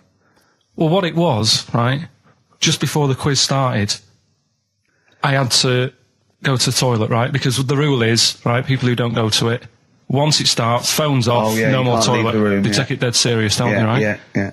So, I went to the toilet. Now, I'm not being out of order here, it just got me thinking, right? I went to the toilet, the gay fella in there, right? There was a gay fella in there. Gay fella in the toilet. Now, How could you tell? How did you know? just typical, everything about it, right? Everything about it, right, yeah. Oh. What, large handlebar moustache, leather cap. Butt plugs, amyl nitrate. Could I just say that these views do not reflect the views of the management of XFM or me and Steve. Or most of the people in this country. Go on, Karl. What's your problem? Yeah, but this is what I'm worried about, really. But this is why I only got Danny Minogue right. Right? Because this was floating around my mind. Went She's to the a big toilet. gay icon, now, isn't she? Going to the toilet, they have like men's cubicle and they have women's cubicle. Yeah. Now, without sounding out of order, is it wrong for me to think gay men should have their own little cubicle? Go in. They should have their own... Well, not cubicle, you mean an actual toilet, I suppose. When I was at the urinal, Yeah. normally, there's a fella there and then you go, all right. And there's no pressure. But I couldn't go. I was thinking, should I wait? If I go into the toilet, it'll look obvious. Yeah. I had loads of pressure and But this was what were going you on. worried about? I'm so sorry. What were you concerned about? Viewers? I'm so Well, sorry. it's like, right, listen, when I was a kid, right, and it's alright for you to go into women's toilets when you're a kid, it's like, oh, it's a bit cute, right, as long as you're not, like, over 15 or something, right? Right. But when I was a kid, I went into a toilet, and women, when they use their little cubicles, they don't shut the door. Some of them just sit down on the toilet, right, and you see everything. And, no, seriously, that's probably one of the first times I saw, like, a woman. Yeah. That, right, and my Auntie Nora when she was staying over. What happened with your Auntie Nora? She was, she's into wearing caftans. Into wearing what? Caftans. Oh, yeah. What kaftans? Big, bellowy sort of dresses. Right. And, yeah, I used to sit on the floor at home in front of the telly. Sure. She was on the chair behind. Yeah. She did a bit of a sort of a Sharon Stone scene. Oh, God. Yeah. Did you see it? There was no underwear. No. What age were you? What was it like? What age were It you? was like a ripped tennis ball. What? Right, we're off air. Either that or put us in for the Sonys. Okay, what's the next one? What's the educating Well, Ricky? I don't know. See, like I say, I was looking around and there's stuff that is interesting. Right, I was looking on the web. But there's no point. Well, it's just that I found one about What's the point? about a lad who 8 years old, Yeah. but he's still breastfed. Now, I don't know if you can get anything out of that. Is that what his mum said?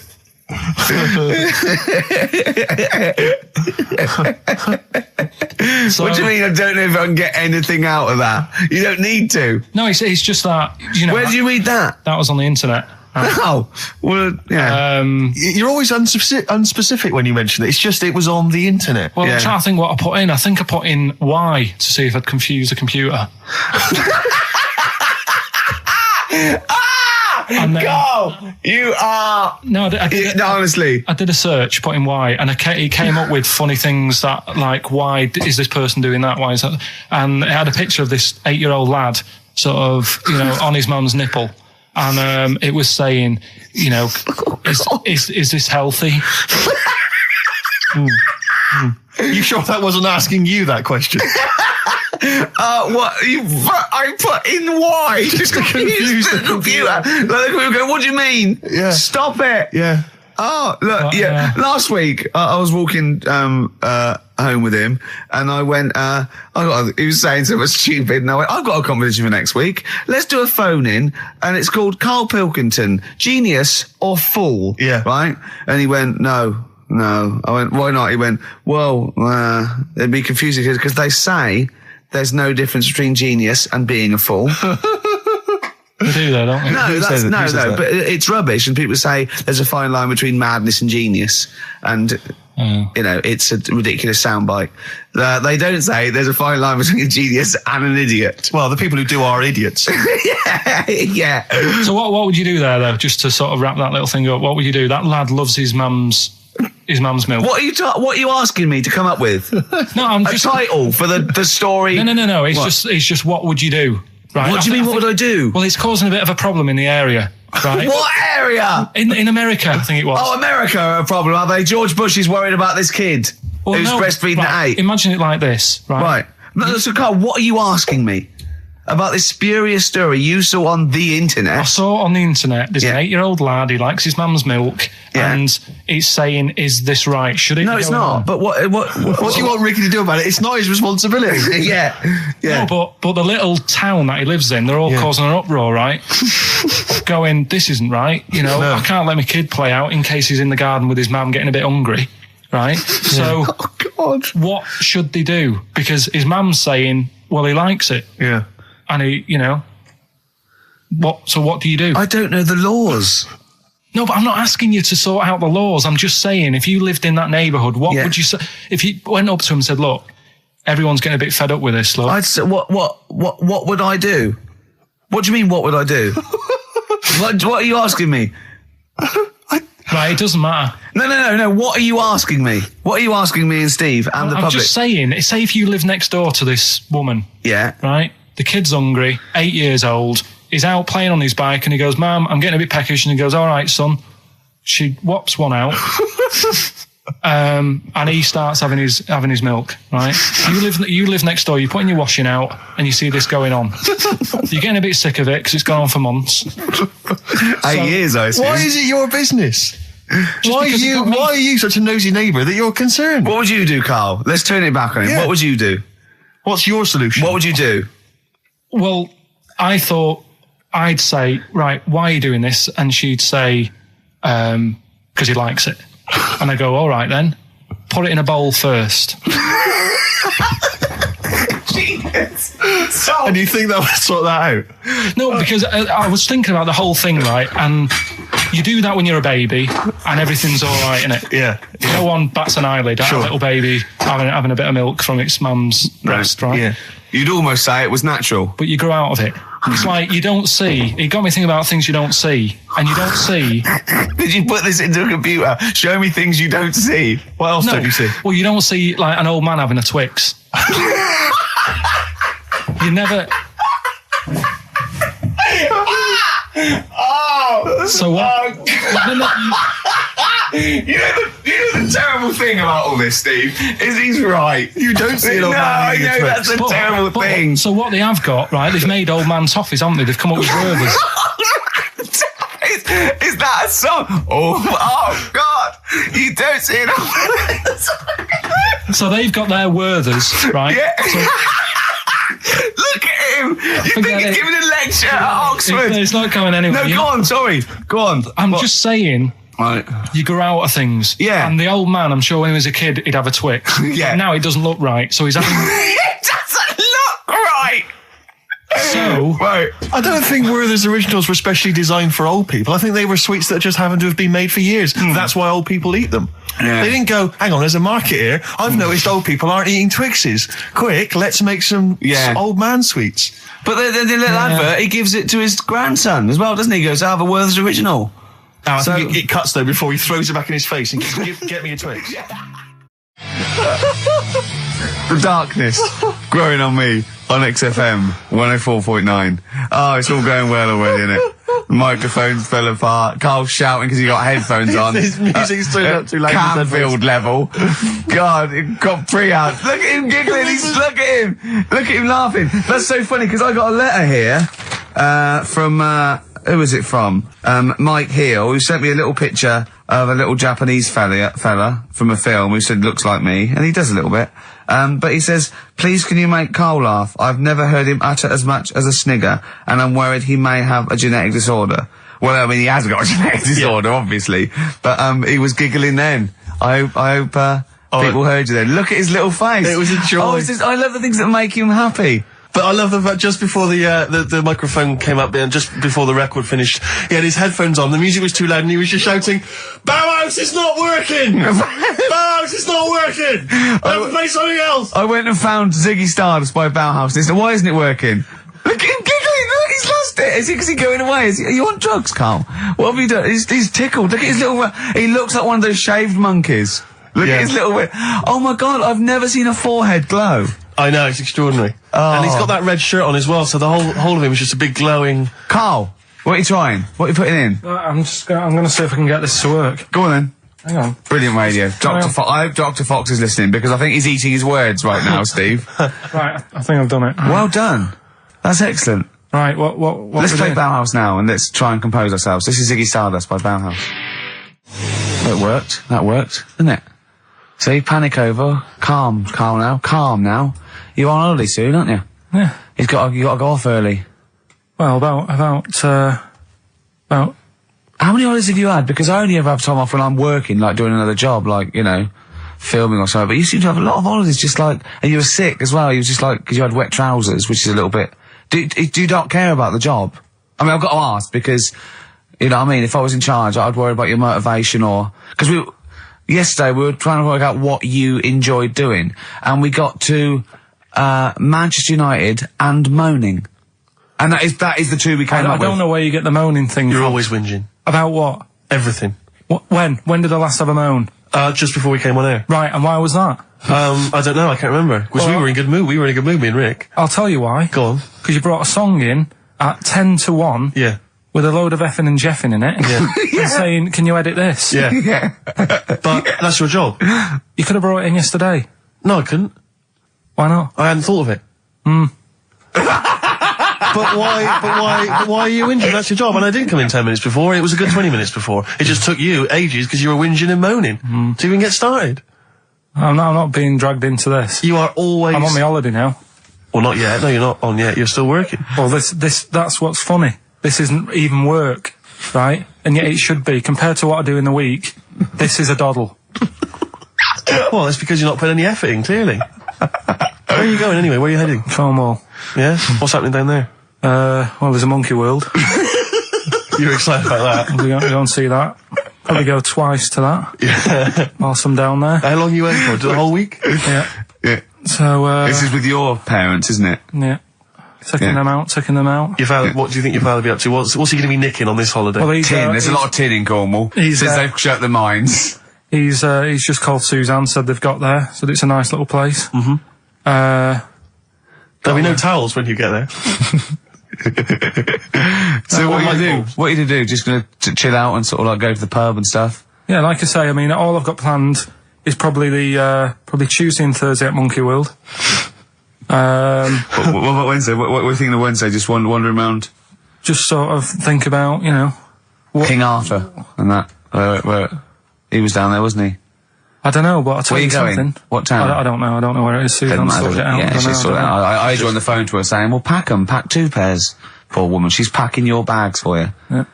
Right. But, You'd spend more time at home if Steve didn't come in at 10-2 with a rap record with, like, obscenities all over it. yeah, well, we'll play that next week. Well, you didn't even get the job done, that's the thing. Well, you can't even play it because you didn't get finishing time. I tell you what, that method man, if he doesn't stop effing and jeffing, it's the end of his career. In my opinion. All this F that and yo Jeff, I'm a Jeff myself. Yeah. Or I'm hanging out with my Jeffs. Yeah. It's terrible. Jeff, and we know you can't put out the J word on XFM. Oh, Mother Jeffer. Well, so we haven't got that, but what we have got... Go on. Monkey News. We've still got monkey news, have we? That's sorted out. That's coming up. Yeah. Rockbusters. Yeah. Well, last chance. Definitely your last chance this time. You actually improved a little bit last week. You did a couple of good ones. Yeah. Same again this week. And, Cheeky Freak? Controversial cheeky freak of the week, where Karl finds a human being with some sort of congenital or imposed deformity, or So and we talk about that in a wry way. Do you think that's big and clever? no, but that's just it. It's never about taking the mickey out of someone, right? It's to make you think. I'll tell you what isn't big and clever. How lucky you are. A dwarf with learning difficulties. Nice. Yeah. Well, We'll explain it to you. That's the forthcoming single from British Sea Power. That's called Carrion. That's nice and retro. That's like end of the 70s Bowie. That's great. On XFM 104.9. That's just some of the records that we've played so far. Do you know what I mean? You've had The Darkness, you've had Bauhaus. It's like, can it get any better, Karl, do you think? like I say, we've got Monkey News coming up. So. Guess what? I lost 400 quid cash this week. Gambling? No, that's tragic. This is why it gutted me. It wasn't even on your gambling addiction. No, I had a photo shoot, I had a suit, right, and I'd claimed back some expenses, and I'd had it in my pocket. And then when I took the suit home, it must have fallen out in the street or the cab. And I remembered it, and I went every pocket twice. And it was just the fact, I don't think about, oh God, that's terrible, that's a terrible blow. I think, oh God, if I had it back now, it would be free money. Yeah. If I suddenly found it now, I'd have £400 that was just free money. And I had a little nap to get over it, and I was... and you were fine. I was okay. But that was someone just found what a gift that is. Oh. Just, I mean, Was it in a money clip? Was it rolled up in a money clip? No, it was just literally 400 quid in an envelope. Oh, and that's so a treat. I know. See, I'd always hand it in. I genuinely would, unless I found it in the middle of a forest or something. If it was in a street. Do you know what I mean? No, because a bear dropped it. Yeah. But I mean, if I found it in a pub or a cab, I just hand it to anyone who was rushing through. Yeah, exactly. Yeah. But I'd hand it in. But there's no way. If they found it in the street, there's no way they could do it. It goes to the police station and it sits there for 6 months. But yeah, exactly. Well, it's a waste of time. Pocket it. But because when I was younger, I remember being outside a post office once when I was about 10 or 12 and finding a purse. And thinking, oh, that's nice. Yeah. And opening it up, there was some money in there and a pension book. And so it was obviously an old lady. I found an address. I sent it to her. And my mum said, you've been so good there, you'll probably get a little reward. She'll probably send you a little reward. Nothing. I got maybe a thank you note, but no cash, no moolah, nothing. Really? And I was livid because I'd been told that I was going to get a reward. I thought I've been a good Samaritan, nothing. So, many moons later, when I was at university, I learnt from that. And this is the most bizarre thing. This explains a lot, doesn't it, Karl? This is like the Mary Celeste. I went to a cash point to I thought, I can't get my card in here. And I realised there was already somebody's card in the machine. They put the code in, but, But then they just disappeared. They'd been kidnapped or something. So it was just there, waiting, sitting. He said, what do you want to do? And it gave you a number of options. I thought, interesting. Steal or go to heaven? Yeah, exactly. He went, oh dear. Yeah. Well, I pressed balance just to check what their bank balance was. Unbelievable. It was a considerable sum of money. I'm not going to lie to you. It was not typical student debt. It was like, I think they were a foreign student. There was a lot of cash in there. A lot of money. Did you feel a slight bulge in your trousers when you saw the amount of money? I couldn't believe my luck. I thought to myself, now then, I could just take that card out and hand it in, or I could teach them a small lesson. Right. And maybe give myself a reward, because last time I did that, I didn't get a reward. So if I give myself £30, then I'll take the card out. 30? Give myself 30. You didn't really? Well, I thought that's a good reward. And I went in, I handed the card in, I took that. Steve, and that's a little reward for me. And I'll tell you this, don't think it's evil, because I went in and I bought everyone a drink. Well, brilliant. Yeah, I didn't tell them I got the money free. Well done. Excellent. So probably gangsters are quite generous with the money they've stolen from other people. Yes, but someone's negligence, Rick, has lent... Well, the thing is this, Steve, right? I believe it, except that buying people a drink, Karl. What do you think? Well, I kind of thought that when he said it, but then I thought, but they'll be buying him back. So he's still up. So in a way, he's still a winner. Yeah.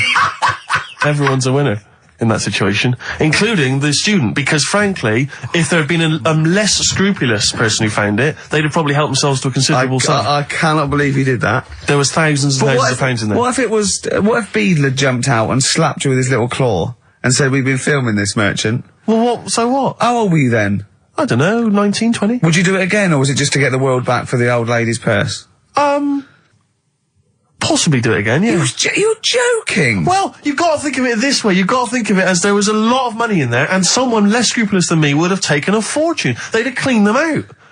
Whereas I just took a small reward, which I thought was more than enough for someone's negligence. And I've returned the card. They've got the card back. Everything's fine. Think of someone else. I could have gone on a spending spree. I could have been buying stuff, all sorts. Yeah, but it wasn't yours at all. Yes, but they probably would have given me a reward. And because, you know, sometimes people forget, or, you know, they don't give you a reward, I thought I should You had take to it go at myself. your dad for nicking a loaf of bread out of a phone box. Yeah, but that's because it's for old people, geriatrics and stuff. How do you know how old was your people who you were robbing from? It was on a student campus. Well. Wow.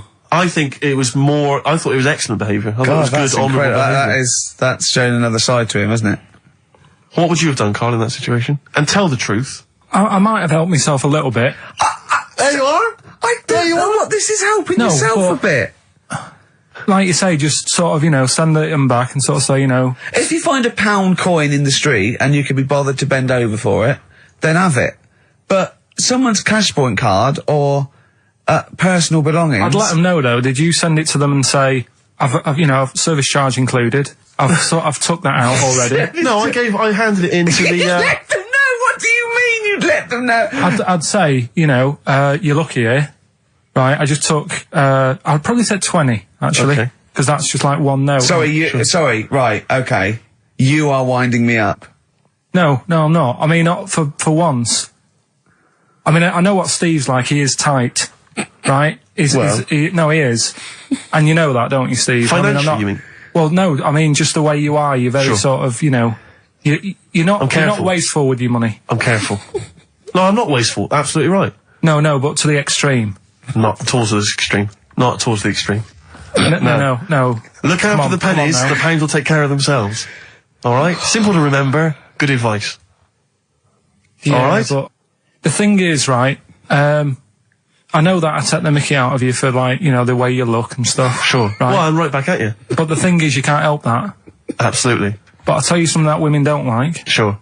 And it's fellas who are tight with the money. Sure. I'm not frugal with money with ladies. I'm frugal with money with you.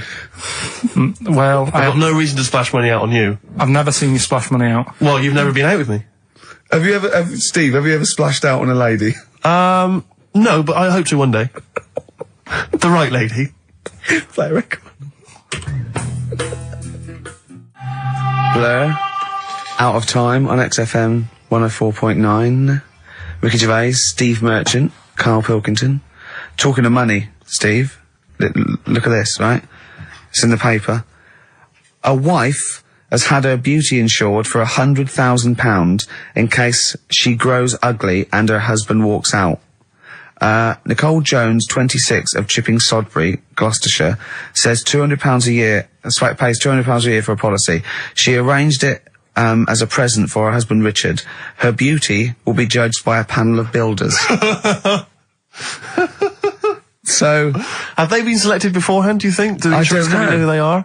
I assume they're complete strangers. So suppose, like, in 30 years' time, he looks at her and goes, "Oh, you've lost your looks." She goes, "Well, have I?" Yeah. He goes, "Well, yeah." "Well, have I?"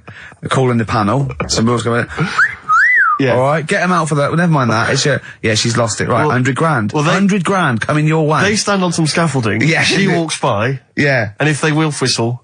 That is amazing. Do you think they give her a quote first?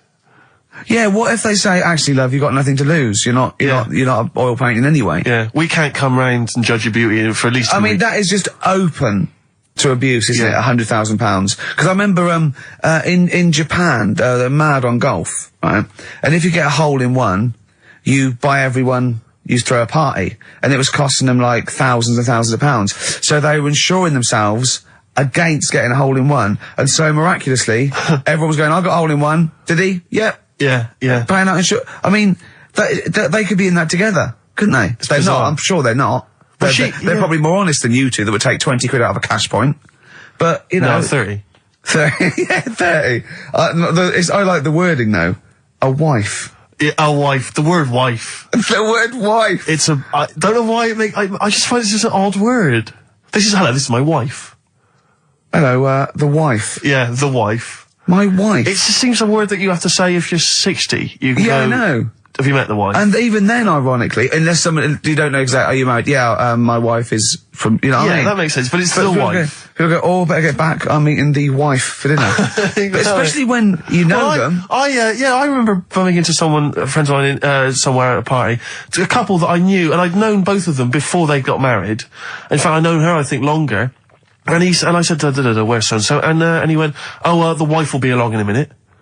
And it's just this notion that, but what, use her name. I know she is. I know her name. The wife. I used to call her by that. Why? It's like someone going, "You know I'm married. You know I'm married." It's like showing in the off. eyes of God, we are wed. Exactly. Yes, that makes me more of an adult than you. It's the ownership. Yeah, it's like going, "You know I'm a real man. I've got a wife, and here she is. She's my wife." I find there's the words that I find hard to say. In a shop, I could never ask for wet ones.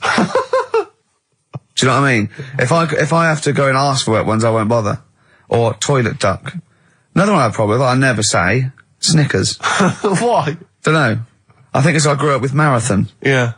See, this is so pathetic, I still get embarrassed buying, toilet paper.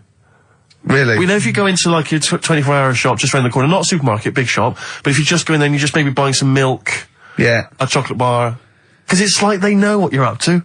No, But they know you're going to use it to, you know, when you're going to the lavatory at some point. It's too intimate. But you just go, "I know what you're thinking, I'll be using this after masturbation." Thus saving all embarrassment. It goes with the porn bag on your wall. Elvis Costello, Alison, from way back on XFM 104.9, a retro cut. Indeed. Wow. Up to the modern day, the newest game show around, Rockbusters. Whee. Isn't there a jingle? It'd probably be something like, "Oh, Rockbusters." It would be very, along those lines. I've got to work it out, but I mean, let's go with that for now, and then we're ready next week. Excellent. The prizes, once again, sourced by Karl Pilkington. I think it's been in the prize bag before, Karl, but good to see it back. The best air guitar album in the world ever. Do they keep sending it back? Is that just fun? It comes through the window, tied to a brick? Actually, there's a lot of good stuff on there. There's the Kinks. Knopfler? Is there Knopfler? Knopfler, I believe, is on there. Is Clapton T-Rex. anywhere to be seen? Definitely Clapton, I would have thought, a Deep Purple. We got Quo, Skinnerd, Mac, Snake. is there. Straits, excellent. And, yeah, there's all sorts on there, obviously. Yeah. This is always an odd choice, but fair enough. This is the current album by the Yardbirds, their first studio album in 35 years. So the new music station XFM giving away that. Excellent. I suppose it's new music in some ways. A smash hits compilation. We got stuff on there. It's Aha, it's Curiosity Killed the Cat. It's all the old favourites. Plus 2 DVDs. Columbo. What Columbo? It's got a couple of classic Columbo episodes there. Suitable for framing. One of the best TV programmes of all time. Why do I get... You can always tell immediately who the villains are. Suitable for framing. I'm assuming that's some kind of art dealer. Yeah. Maybe an artist. Candidate for crime. Presumably some kind of presidential or political candidate. Yeah, no, that'd be good, I'm sure. Columbo. I mean... Stab Woman. That was my favourite episode. Stab Lady Wife. I mean, to be fair, I'm not sure why... Who would buy a Columbo DVD? Like, you can't find it on TV. On now. It's on now. I guarantee, because someone could maybe email in, is there an episode of Columbo on now anywhere that got cable or digital? I think it will be. Almost certainly. But it is great. And the other DVD here is Cruise of the Gods, which was the one-off TV kind of film, comedy film that was on at Christmas, featuring Rob Brydon and Steve Coogan. It's good. Williams. So, yeah, there's a few gifts there. Not bad. Not bad. Right, now we get to the real deal. Okay, this is what everyone tunes in for. This is Monkey News, I think. Not the music. Go on. Well, here we go then. Yeah. 3 cryptic clues and that, and just work it out. Cryptic, but easy as that. Email in. It's email in. Right. Well, what's the email address? Ricky.gervais@xfm.co.uk. Well, don't say that I know it or care. I think. So the first one, he's got American coins all down his spine. Right? He's got American coins all down his spine. What band's that? What artist is it? Email in. What does it begin with? What? N. I know it, I've got it already. Right. That's rubbish, too easy. Yeah, right, go on second next. one, Jeremy Beadle has got arthritis. Right, Jeremy Beadle has got arthritis. Yeah. That's the second clue. The initials there, SLF. Right, SLF. Jeremy Beadle's got a little bit of arthritis. And the third one, Foxy, Shipman, and a country western singer on a merry-go-round. SB, right? So Foxy, Shipman, and some country western singer having a go on a merry-go-round. The initial SD, right? So email in, Ricky.Gervais. I'm intrigued with that one. I'm genuinely intrigued with that one. I like the fact there's a certain whiff of controversy about it, because Shipman is mentioned. I know, yeah. Oh, a little bit edgy, that. So that's the 3. He's from your neck of the woods, isn't he, as well, Shipman? Yeah. Yeah. I think my mum's mum used to use him. Okay, let's play a record. Well, you want to play a record or play some adverts if you fancy some ads? Oh, I'd rather adverts, well, yeah. I've got some for you. Placebo. This picture on XFM 104.9. Steve? Yes. I think Karl's going to put most people to shame. We were talking about generosity earlier. Karl is a nice, generous bloke when it really comes to it. He's paying for Father's Day. He's paying for the cottage that he's going away with his dad. Are you really, Karl? Yeah. Right. Well, there's no way of us proving if that's true or not. Well, what do you mean? Well, you could be lying. But why would I do that? Well, because you want to show off. I didn't do it on air, you mentioned it. I don't want people to know how generous I am. Just do it, just get on with it. You know what I mean? Yeah. Like charity work and that. Yeah. Exactly. But I'd have thought that you wouldn't have fallen for Father's Day. I'd have thought you'd have known that it was like... Well, we don't. I mean, to be honest, there's a bit of a coincidence, because I paid for it anyway, and it just happens to fall on Father's Day. Right? But don't I mean, buy a Dad's card. not normally that bothered. Don't fall for it. I mean, obviously that and Mother's Day and a plethora of other things were, I mean, literally invented by card companies to make more money. I know. Yeah. That's, I mean, my dad always says don't get him a card or anything. Because he hates it. With all these things that I'd like, rip-off times, really, just ripping people off. Yeah. So it sounds a bit stingy, that. Well, no, I mean, he's right. Yeah. He's right. It's just, because fellas aren't bothered about getting cards anyway, are they? But the other thing that he noticed, helping out the flower companies, the Princess Diana thing, when she... Sorry. Yeah. Jesus. God. So when... Karl, what do you mean? What do you mean? That's what he said. He said, "Oh, I nearly swore then because you surprise me all the time. No, I'm but just- that is incredible. Sorry, what? I don't understand. What are you talking all the about? flowers that were sort of sold that day." Right. Or for Right. people to leave as a commemoration or Yeah, they made a mint, didn't they? Who did? Flower companies. Right. So what So are you you're saying? saying, So he was just saying, makes you wonder. what, whether About what? it was in the floor or behind the hit? Oh. So it's a conspiracy. It's a conspiracy by the flower I would companies. love to see you and your dad just sitting at home watching a bit of Channel 5 when apes go mental, right? With your roast dinner. When's that on? And then talk like, well, yeah, you know, kill Diana, don't you? Flower company's son. Right, quite right, Dad, you're not wrong. What are you talking about? No, I'm not. I'm just saying it's like you were saying about the cards. On Father's Day and that. It's just a bit too much of a bit weird. coincidence. Too much of a coincidence. I'd be interested to see sort of like the business graph Sure. on how the companies were doing. Then suddenly, Yeah.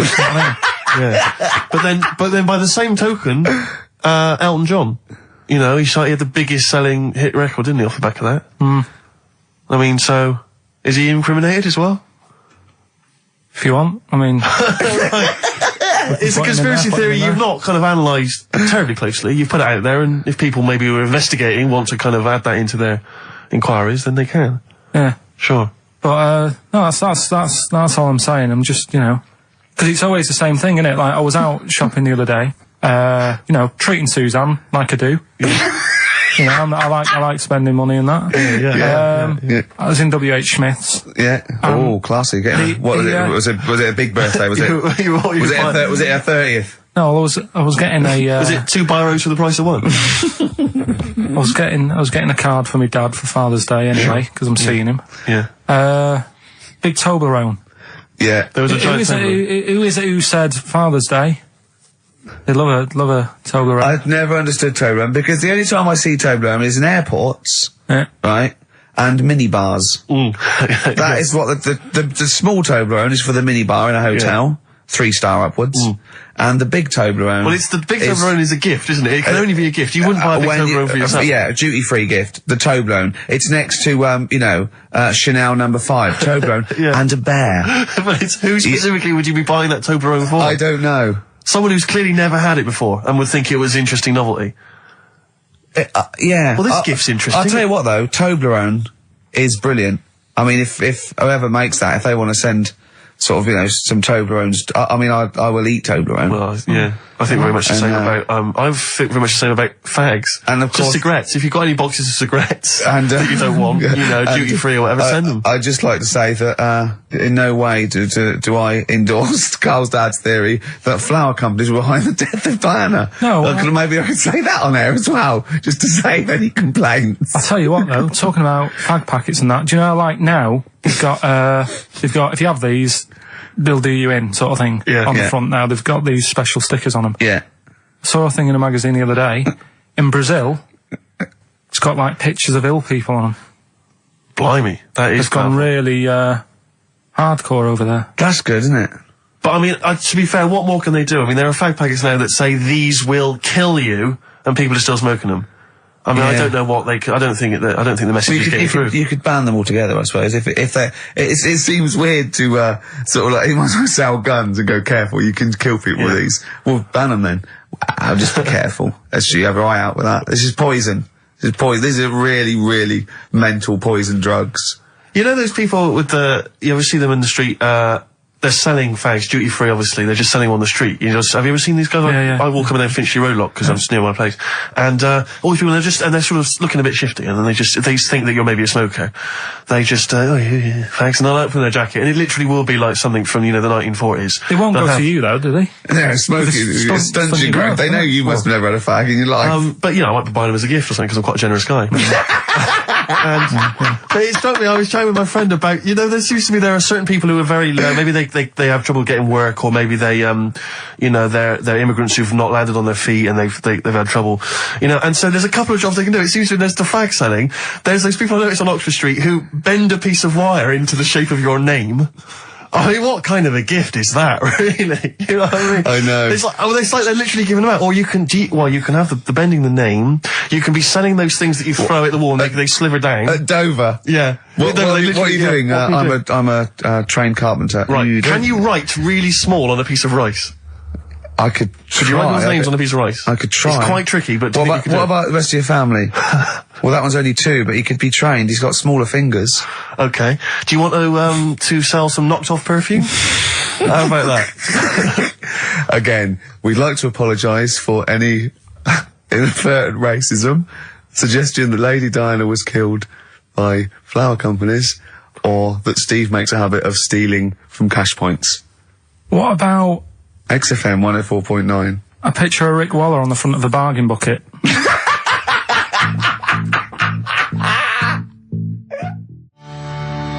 Red Hot Chili Peppers, universally speaking, on XFM 104.9. I'm Ricky Gervais. With me, Steve Merchant, and, of course, Karl Pilkington. Now, people come up to me, and they say, is Karl for real? And I go, what do you mean? He goes, well, they want to say, is he that stupid? And the answer is yes, right? Some people think that he's putting on. Some people think that he's a character that we've invented, like we've got an actor in, like he's a Gareth Keenan or a Tim or something. And I go, that we've scripted. Exactly, yeah. No, he's absolutely real, aren't you, Karl? I go, where did he come from? Well, just to tell the story, we came here and I was much too important to run the desk myself this time round. So they just gave us a tea boy. Steve came in with you, I remember that. yeah. Why do you remember that? Well, Steve knows. I don't want to keep going over it, but it's just the way he looks. It's just Were you taken aback? a little bit. Yeah. Right. And he's just developed into my favourite thing. I also said that you get bored with, like, you know, battling tops or, you know, pets sometimes. I mean, I love my cat, but he's not as, you know, Colin. my cat. Yeah. Colin. Actually, Carl's away next week. Is he available to run the day? Well, he's actually not as intelligent as Karl, and that's the truth. He's not, you know. Well, he's marginally. Yeah, and then in the week, he's like one of those little Tamagotchi toys, Karl, because I have to phone him every day and keep his interest up. Yeah. Like I'd give him an interesting fact. And, I got a book out and I found out that I'd call Karl like that. And I thought this was a great fact, right? A 2-day-old gazelle can run faster than a racehorse. Right? I thought that was incredible. Sure. Okay. So I phoned him, I said, a 2-day-old gazelle can run faster than a racehorse. He went, what's it do after that? I went, what? He said, well, how fast can it run when it's adult? I went, well, even faster. He went, oh, I thought it could just do it then, but then it sort of lost it. I went, what are you talking about? I went, you know, that's incredible. A 2-day-old gazelle can run he went, well, no, that's what they do. I went, what? He went, that's what they do, isn't it? I went, what do you mean? It's 2 days old. Right? He went, yeah, but a 1-day-old fly can fly. I'm 30 and I can't fly. It's not what I do. Right? And I went, right. He went, a jellyfish can hold its breath underwater for hours. I went, it doesn't hold its breath, does it? It hasn't got lungs. So he went, what? I know I had him. He went, what do you mean? I said, well, they don't breathe, do they? He went, what do they do? I went, well, they get oxygen directly from the water via osmosis straight into their cells. And it just went quiet. And I went, a 2-day-old gazelle? And he went, yeah. Do you know what I mean? He was just thinking about the jellyfish. Yeah. I know. He was looking up osmosis, and then he was thinking about the jellyfish. But I just think, I mean, if Bambi's anything to go by, this little gazelle spends a whole day trying to stand, and the next day it enters the derby. And you don't think that's incredible? Yeah. See, you know the sort of things I find incredible. Go on. Mirrors. Shiny objects. Kettles. Yeah. Oh, God. Well, listen, remember the time when I told you about the baby that had a baby? The baby that had a baby. The baby that had a baby? Yeah. It's happened again. No, it hasn't. Well, it didn't happen the first time. It was in the papers, I think, on Monday, in all the tabloids. So it's a twin where one has grown and the other one is still at a fetal level. No, it wasn't, though. It had grown. He was saying to his mum... who was saying to his mum? The little kid who was 7 years old. And he kept saying... Yeah. He was pregnant. And he was pregnant? Yeah. I know. What do you mean? And he was saying to his mum, oh, God, I don't feel well. And, like, his belly was all swollen, and they thought he'd just been eating cake or whatever. And he was saying, I can feel something moving about. And they were like, stop messing about. There's nothing wrong with you. Eventually, I think he was in gym at school. In gym? What, Jim was pregnant with him? Oh, it was like a Russian doll. He was at school, right? Just about to do sit-ups or whatever they do at school, right? Yeah. And flew out across the room. Teacher goes, you're a bit fat. You look a bit pregnant. And so best to the doctors took him. Said, you're 7 years pregnant or something like that. What you... What? Or something like that? You're 7 years pregnant. Or something like that. You say to the doctor, Karl, why don't you think about what you say before you say it? See the reaction I get. Now the gazelle, I didn't get excited like that. 7 years pregnant. Send it in. If someone's online at the moment, just having a look around, it happened on Monday or Tuesday. Because I told you at the pub quiz, didn't I, Steve? I said to you, I know the baby's had a baby. Yeah. And you were like, yeah, whatever. Well, I just thought you were talking nonsense as ever. Well, we'll find out. You're 7 years pregnant. Yeah. You're a fool. Play a record. Well, we've still got stuff coming up. Monkey News? Rockbusters answers. We'll have to get that out of the way soon, because we've got What else there? Have we got a cheeky freak of the week? Yeah. Brilliant. America by Simon and Garfunkel on XFM 104.9. I'm Ricky Gervais, and I understand I'm about to read my words, Steve. Well, once again, there's always someone, and it looks like it's Mike Lamb who has come to Karl's rescue. Lambo's let me down then. Doctors have removed a 4-pound baby boy from the stomach of his 7-year-old twin brother. Yeah. Alan Jan Niamatilev was yeah. born with the freak fetus growing inside him. For 7 years, it lived like a parasite until a school doctor became alarmed about Alan Jan's bulging tummy and took him to hospital. Surgeons who gave him a scan operated immediately, unaware that the baby was attached to the boy's blood vessels and still alive. They saved Alan Jan from certain death, but knew the 8-inch fetus was doomed. So there we are. Boy pregnant with his own twin brother by Barbara Davis. That was in the Mirror, apparently. So I've read on, and all the facts are right. They took him to the school. The parents didn't realise. And that isn't even this week's Freak of the Week. I mean, that's you still got to that for come. free. You've got that. You can have that. That's the free freak of the week. Free freak. That's giveaway. That's like 13.5% extra. Yeah. You know what I mean? That you might get with hairspray or something. So that, I mean, if that's just the throwaway freak of the week, there are 2 freaks of the weeks there. If those 2 freak, I can't wait to see what the actual freak of the week is that people are paying for. Is it incredible, Karl? I'll tell you what, something else you can have for free. Go on. Another sort of freaky thing, right? I was watching this programme in the week. Right? What? I don't know what it was. But it was about, I just saw this little fella on it, right? What do you mean, little fella? He was doing this history thing. Oh. Right? Yeah, I know what you mean. So, is this he's found out that a Viking was a bit like him? Yeah, that's it, yeah. He was boneless or something, or he's... Well, that's the weird thing. What do you think of that, Steve? He's what? He's boneless? No, he was called Harry the Boneless or something. Yeah, but you know what you're going to get there, don't you? That's what I mean. Always have a name, Elephant Man, you know. Harry the Boneless. Where is he? You know what I mean? I'm meeting someone, waiter, what's his name? He's called Harry the Boneless. He's over there flapping around. Yeah. He's over there in the bucket, having noodles. That's what I mean. But, do you reckon you could do that? Do you reckon you could have your bones taken out? I love talking to him! He's brilliant! It's like talking to a 5-year-old. I was asking Suzanne when she was watching it, and she was like, ask me later. Yeah, brilliant. She wanted to know about, What did you said? You were watching this programme about history, right? About Vikings. Like that. You turned to your girlfriend and said, do you reckon you could have your bones taken out? Yeah. I love that. That is why you are my favourite What do you mean you think you could have your bones taken out? Firstly, why would you have your bones taken out? If you've only got a small flat or something, and there isn't much room. Yeah. Right? And what I mean is, would all your organs still do the stuff? No, they wouldn't. You'd just be mush. Listen, I'll teach you something now, right? The skeleton, right? Spam. Yeah? Support, movement, anchorage. No, support, protection, anchorage, movement. Spam. That's what the bones do. Yeah? You couldn't stand up. You wouldn't be protected because they protect his rib cage, skull, of course.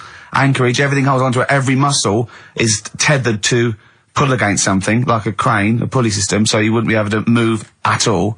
Do you know what I mean? So you'd be in a bucket. There'd be nothing, you'd die immediately, obviously. No, you can't have your bones taken out, Karl. I mean, why do you need to ask that question? Sorry, but Boneless Bob, or whatever his name was. Harry the Boneless. he presumably didn't have any bones. I mean, that's why he had that name, obviously. No, he did. No, he's got the name. Yeah, exactly. No, he was just... I've had an email here from Graham, Old Kent Road. He just says, I had a dream about Karl last night. Can I sue? I've no idea what he looks like apart from the boldness, and yet he turns up in the middle of my dream. I don't need this, it's harassment. Yeah. But people are having dreams about you now, Karl. You actually, it's like you're one of something that was created by the Brothers Grimm. I had a dream. You know when people used to have anxiety dreams, they had like an exam or something, like you suddenly go to school and you realised, oh my god, you didn't have your trousers on, or I had an anxiety dream. I assume we started off in anxiety dream about the office, about filming The Office, and we had to film in HMV, but someone hadn't cleared it, and so we had to find an R price. And I went, oh, okay, that'll do. And as I was walking there, right, I didn't have any shoes on, which is like an anxiety dream, but I looked down and I went, so what?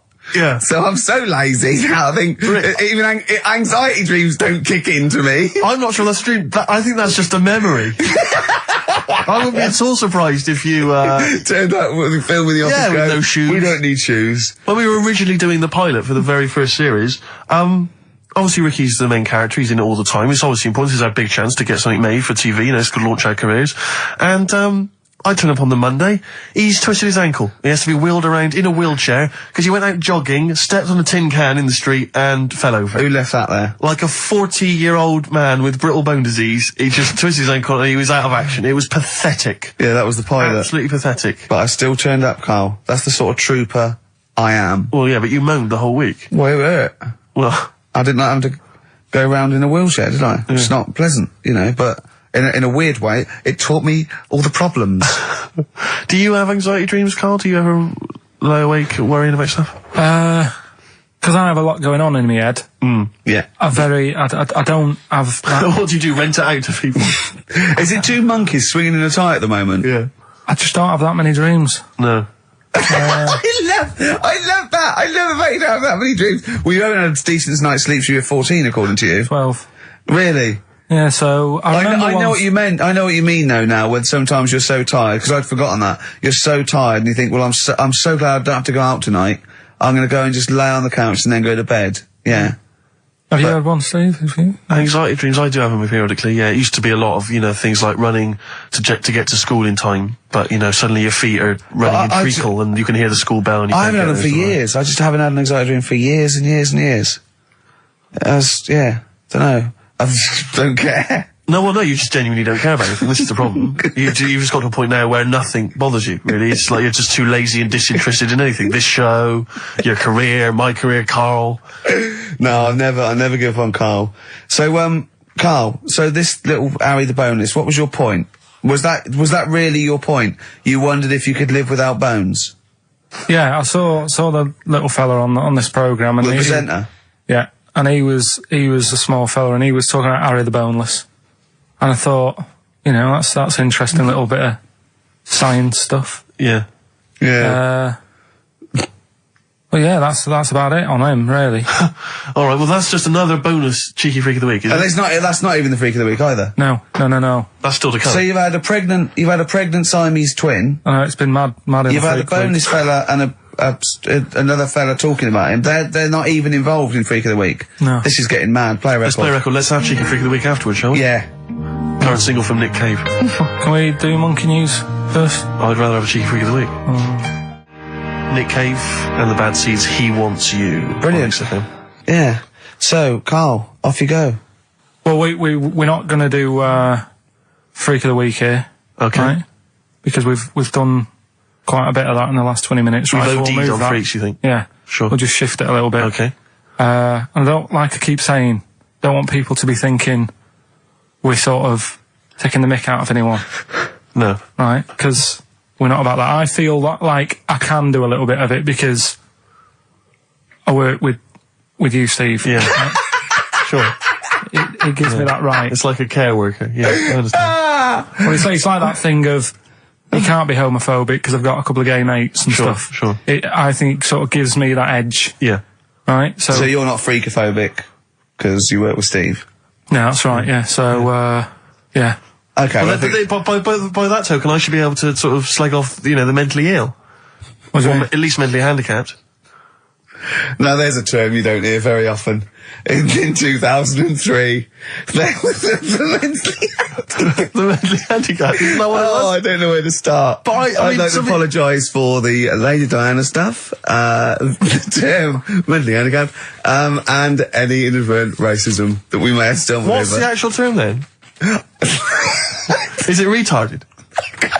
Right, come on now. Oh, chimpanzee that! Monkey news, earlier than usual. I'll have to save this link now. Monkey news. We've done a lot of stuff, right, on monkeys. And most of it has been... Is bollocks. No, has been like happy stories. Oh, is this it's not... Is this going to be like our tune? Our monkey tune. Simon Bates and welcome to our monkey tune. No, but do you know what I mean? We've done stuff about a monkey that robbed a bank. Yeah. Why is that happy? He had a great life after that. Right? What, in Marbella? Yeah. Right, we did the one who saved someone's handbag in a railway station. We've had a lovely marriage, couple of marriages. Couple of monkey marriages. Yeah, There was the one who got a job in a railway station. Yeah, the hairdresser. The one who set up a business in Spain. I don't even remember that one. But, I'm willing to believe that happened. Go on then, Karl. But anyway, yeah. So today's isn't that happy really. It's about some monkey. I think it was a chimp. Who's an ape? Go on. He tried to. I mean, the story sets off at a sort of a weird thing. Yeah. It's something about he went to Russia to do some business. What are you talking about, Karl? He jumped past that bit though. It didn't start there. What are you... Do you know what I mean? It didn't tell you what he was doing. It just said, there's this monkey, went to Russia. To do some business. Do some stuff. I don't know. Bit of monkey business. And, anyway, didn't work out. So, they were furious. We wanted a surgeon. You send us a monkey. Anyway, ended up being homeless. Oh. No, you're So it joking. was taking a turn for the worst. What, couldn't even get into like a tree hostel or anything like that? That's the problem. And, God. ended up homeless. Got in with some tramps. I don't know where to start. Come on. Yeah, so he's knocking about with some tramps and stuff. Sharing drink and what have you around a little fire.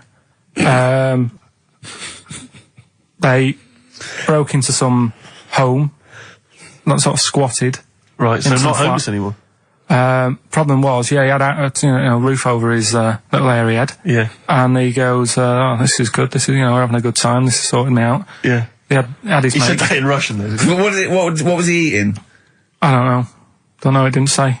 But they're in this house. Well, he could only be eating sort of like, fruit, nuts, vegetables. I mean, they classically sort of don't eat, pork pies and But they've got drink McDonald's coffee. in Moscow now, so... Sure. You probably chow down on that. Yeah. Anyway, there was a bust. I knew this was coming. There was a bust in the flat that they were squatting in. All the other tramps sort of knew what was going on, legged it, left little chimps out there, got arrested. And they thought it was a real fella at first. They were like, get him, he's obviously just a scruffy bloke who hasn't had a shave and stuff. Yeah. Hasn't shaved his back for a while. Or his face. Yeah. His head. Got him down the station, and the boss was like, what's going on here? We've got a monkey here. He was like, what? So you arrested a monkey? Well, so the arresting officers hadn't noticed all the way to the station that he kept slipping out of the handcuffs and was going for the entire journey. They didn't notice till they got there. What, did they put a hood over his head maybe and just like, I don't know. I'll give you the story if you want. There's the headline. What is it? What's the headline, Steve? I don't want to see it, but... The headline, this is once again from supposedly reputable news organisation Ananova, homeless monkey arrested in Russia. Did you read on, or did you see the headline and make up that whole story? It's most of it is there. What isn't there? What bit isn't there then? I think Steve can have a look over it, check it out and stuff. Point out the embellishment for me, Steve, will you? Well, what it doesn't say is that the police didn't realise it was a monkey. That's what I was guessing. Really? That they got it back and they said, what are you doing? We've got a monkey here. And they go, yeah? Yeah. Oh, God. There's some more monkey problems in the week. Have you seen the Alfords advert with monkeys in? No. There's a new advert out for Alfords selling bikes and stuff. Yeah. It's got some monkeys in it. It's caused an uproar. Why? People are saying it's, dressing them up in tracksuits and that is, Taking the mickey out of Manchester. it's not nice for the animals and that. So there's been loads of Do they complaints get a about free it. bike or something, do they, I imagine? I think they kept the tracksuits. Yeah. But, Shall I record that's the after thing, this though. cheeky freak of the week? No, I'm just saying we're not doing this to sort of, again, take the mickey out of the animals and stuff. These are true stories and that. But yeah, coming next, Freak of the Week. Kings of Leon, Red Morning Light on XFM 104.9. I'm Ricky Gervais, with me, Steve Merchant and little Karl Pilkington. Getting excited because it's a special time of the week where he gets to talk about a cheeky freak of the week. Well, just get Rockbusters out of the way, right? Because I've got to put these prizes in the post bag now, so I'm shooting off. Yeah, because you got to go early. So I don't know how you do your job. You went to Manchester, you went to Madeira, you had a day off because your trousers were wet and you had a cold, and now you're shooting down to Cornwall. You're leaving early. How do you get your work done? And you've got one job. Me and Steve have got loads of things to do. The man fast let me work. Like I said, the prize is ready and packed up. Here. No one's being affected by me shooting off early. Right? Okay. So, Rockbusters answers, got to get them out of the way a bit earlier. Right? So, here they are. First one. He's got American coins all the way down his spine. Yeah. Why would that be? Right? Initial was N. Nickelback. I got all these. I got all these this week. Right. Second one, Jeremy Beadle has got arthritis. What's going on there? Stiff little fingers. SLF, stiff little fingers. Yeah. And the third one, Foxy, Shipman, and No, and a country and western singer, you said. Now, what's the initial? SD. Yeah, so Spin Doctors. Yeah, I got that. And then I said to you, why is it a country and western singer? And you said Dr. Hook. Why is it Dr. Hook? Why does that give anyone the clue Dr. Hook? A country and western singer. It's just what was in my mind when I called it. Well, there we are. There you go. So we'll change this to Rockbusters, or what am I thinking? You could have had Dre. What's in my mind? You could have had And the Medics. Alright? Just think it through. Who's the winner? The winner, very lucky, Sandra Cassidy of Leon C. She gets all those great prizes. You know, we've actually had people emailing in saying, this is the worst Rockbusters ever, because it was too easy, it was boring. Oh. This is just, don't shoot the messenger. Oh, dear. Other people saying, it really has run its course. Some people genuinely agree. Oh, Karl, this must hurt, mate. Stinging attacks on you. Some people are just slagging you off generally, saying Oh, you God. whinge all the time. Looks like Steve was right when he sort of like poo-poos your ideas. So when he wheezed on your bonfire. someone else, I swear to God, someone else emailed in and said, don't bother sending me the prizes, take them to a charity shop, or pawn them, give me the money, I'd rather have it. So I don't know what to say, Karl. I just wonder if it really has run its course now. All right. Well, we'll see what you come up with next week. Then. Let's see what you do. Let's see what you come in with. Sure. Oh, yeah. At 5-1. I'm guessing you'll be popping in with another hip hop track full of effing and jeffing. Well, I won't bring it into you. I'll do it myself at home. Obviously, that makes it easier. Obviously, you can't cope. Oh dear. Are you actually going to be here next week, or are you still going to be in Cornwall? No, you see there again. I'll be back. I'll be back in time. And in the week when I go to Cornwall to see the Monkey World. Yeah, you're 2 days past the Monkey World. That still work. Yeah. Still work. What? What, you're going to interview some of the monkeys? I love that. I love that. You were going, could a monkey live without bones? And so I'm going, Karl, shut please, just look at the monkeys and eat your ice cream. And that's work, is it? Right. Right, are we having Cheeky Freak of the Week? Do you want to do it? What time have you got to shoot off? Could do with shooting off sort of soonish, Okay. to be honest. This is not radio. Have you ever heard that on a radio show? Chris Tarrant going, I can't shoot off right now. I couldn't get a later train. I know! Why did you get a later train? There isn't a later train. So I couldn't get to Cornwall tonight if I had to. If I had to finish this show, I couldn't possibly get to Cornwall. Rubbish. Of course there's a later train. Oh, I've booked it now anyway. Right, well, that's the point, isn't it? Yeah. You're not thought it through. Whatever. I don't think the show's lost anything. I think we've still had the, Freak of the Week's coming up now. Oh, cheeky. Freak of the Week. Right, well, we've had some interesting things we've been looking at. This week, it's about the strangest couple that ever got married.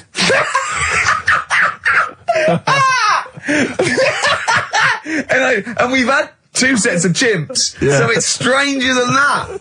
Oh, it's not Dale Winton and Nell McAndrew, is It's it? not your parents, is it? Well, we're going back again to about, I think this is about 19... Something like that. 1940. Yeah, whatever. Whatever. Yeah. Not important. Strangest couple, a fella, right? He had skin of a lizard. Yeah, the skin of a lizard, okay. And the woman who he Which he married... used as a condom. The woman who he married. Yeah. Airiest woman ever. Right. And that was their act. They used to tour the world, and they'd say, it's like, couple who've met, they're having a great life. Let's get them out on stage, here they are. And they'd What pop do you mean out. he had a skin of a lizard, first of all? That's what he said. He had some sort of some illness. So he was called Lizard Man, and you like that because it was good description. I thought that's good. I'm here, hello, dude, we've booked a table for 2. Who are you meeting? I'm meeting Lizard Man. Oh, he's over there. Yeah. You know he is, right? Yeah. I'm Look meeting out. the hairiest woman in the world. She's over there. Yeah. Yeah. So what did they do for their act? Hey, bear in mind that we had some Siamese twins last week, and their act was having a bath. yeah. So I hope it's an improvement on that. What did Lizard Man? He came out and ate some flies, did he? I don't really know. I just think they stood there and that. Yeah, when you read this and it goes the most interesting fact ever, Lizard Man, and you go, that's enough. That's enough. I can extrapolate from that. Well, straight away I start thinking. I'm thinking, right. I wonder if they got the wedding photos. Right? And then, like you said, that they had a kid. Oh, what would that be like? Half Exactly, lizard, half exactly, that's it'd be what I like was an thinking. ostrich, wouldn't it? It would sort of like. That's what I was thinking. What did you think it would come out like, the baby? I didn't think what that looked like. I just was thinking, parents' evening. Do you know what I mean? You wouldn't want them coming up to the school, would you? So, Well, that's the little problem. Johnny, who starts off relatively normal, he's quite good at, he's good at nature, Yeah. isn't he? And his mum and dad come into the room and they'd be looking round, wouldn't they? Well, it's always like that thing at school when, like, you find out your mate's mum and dad are really old. Right, Have you ever seen that? Yeah. When you go, your gran and granddad bought you? Yeah. The mum and dad. Yeah. And you go, oh. It is weird. What's that we're talking about? He calls him mum. What was that? Oh, sorry. Do you know what I mean? Yeah, And no, like- that's always strange. I just- If you had Godzilla and King Kong as your parents, Yeah. and it was they're like you always say- fighting. They're always fighting, and like you say, you're in a school play or something, you wouldn't tell them, would you? You wouldn't want them coming up with a video camera. He didn't tell his parents he was in the... When we were, Well, exactly. You did Little Donkey, you didn't tell your dad, did you? And he came along and videoed it. Yeah. Was kept that- it quiet, don't want them to know anything. But you didn't... What was it was meant to be playing? You had a little drum, didn't you? Yeah, I was doing, I had a little drum. I think I was meant to be playing We Three Kings. Yeah. But, we started doing Little Donkey and I thought I can add a touch to this. Sure, you improvise. Started playing along. It was like the with first remix, wasn't it? It went down well. But yeah, that's all I was thinking with, the Freak of the Week this week. That's what I'm saying about Freak of the Week. It's to get people thinking, right? Thinking how lucky they are. That, they don't have to... Comb their face. What are you talking about? What do you mean Freak of the Week is to let people know how lucky they are? Just... What about the little freak you're talking about?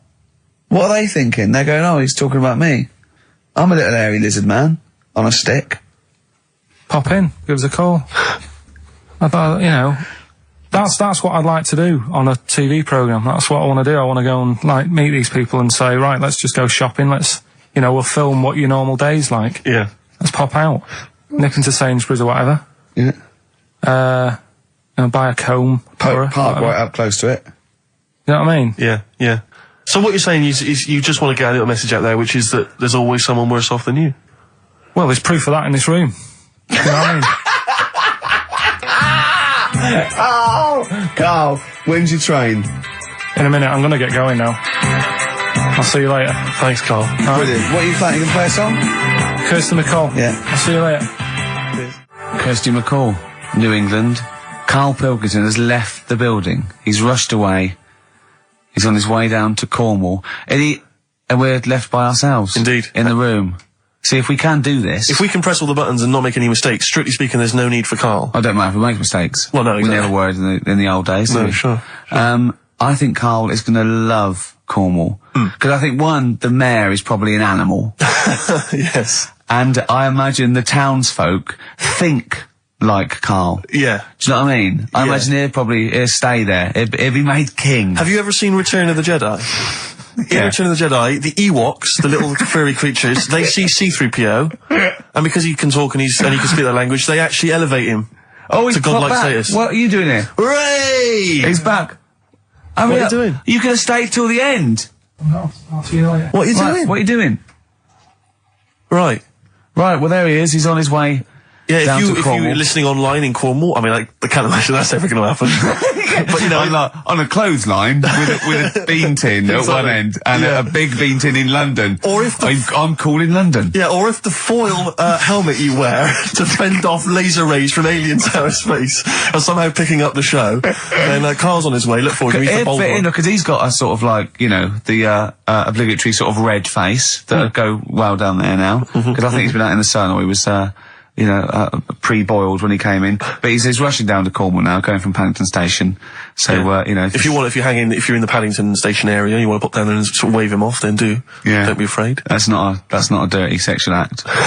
Wave him off. Yeah, I'd love to wave him off. And, call in the week as well, karl.pilkington@xfm.co.uk. Send him anything. Just clog up his email. Yeah. I mean, because he gets stressed at work. So if you can send him 3 or 4 emails each over the next week, so he's got to read them all. But disguise them, don't make them look rubbish, so at least he's got to sort of open them and look at them. Or, some of them might be correspondence, so he will. It's, just phone his line as well. Just ask for XFM, ask Karl, and leave long messages on his voicemail. Yeah. So if you can, just for us, just for me and Steve, remember it is mine and Steve's show. Karl is merely like, the icing on the cake. Yeah. If Karl can come back maybe next Friday or Saturday or Monday, whenever he comes back, to about 250 emails and 200 voicemail messages. If you put down, when it says, what's the name of the message, the title of the message, if you put monkey news or monkey information, he'll have to open it then, because he'll be intrigued, even if it's not about monkeys. Yeah. Do that anyway. Yeah. Voicemail messages.